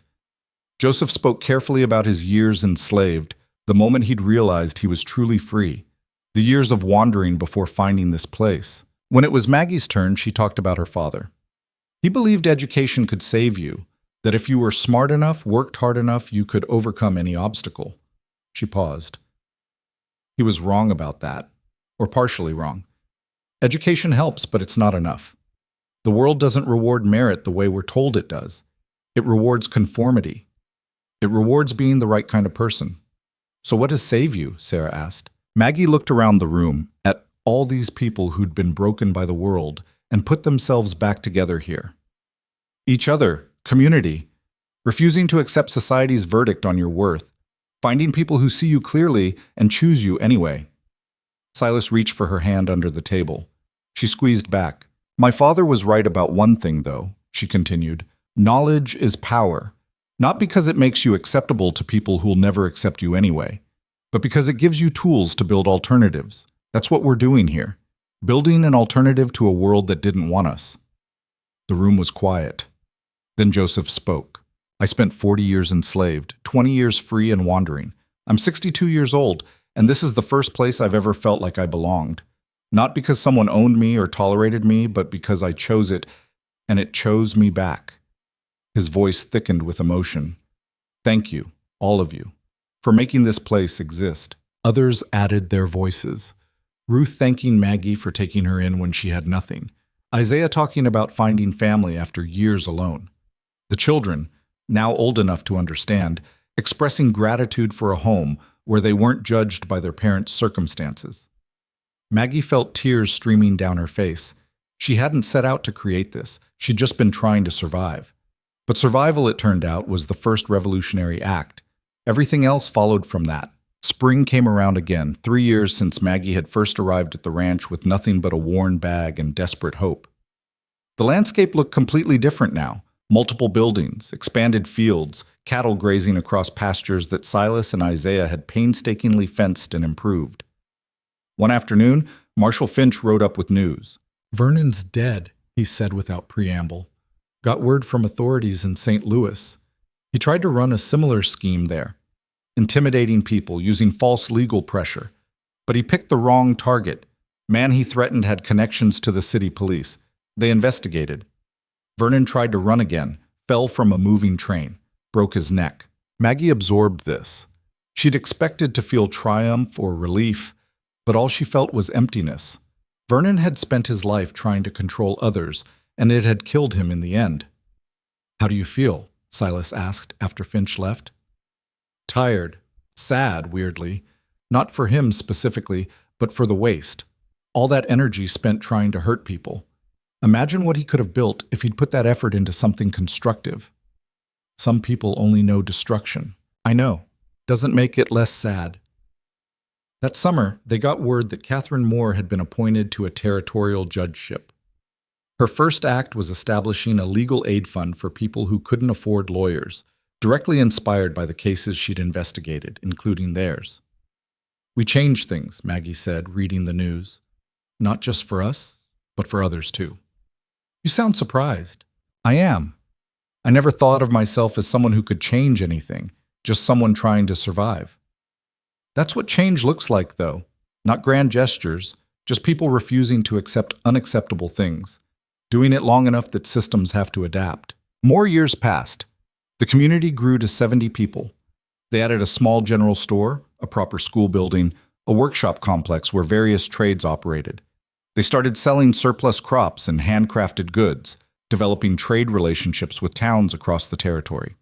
Some people left, drawn to other opportunities, wanting different lives, finding the communal structure too confining. That was fine. They parted as friends, staying connected through letters. Others arrived, a steady stream of people who'd heard about the place where being broken didn't disqualify you from building something new.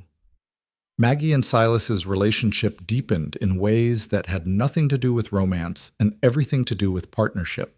They argued about finances, about expansion strategies, about whether to accept certain newcomers. They disagreed on priorities and timing, but they always came back to the same foundation: mutual respect and shared purpose. They never had children. Maggie's body had been damaged by years of malnutrition and stress in ways that made pregnancy impossible. For a while, that hurt.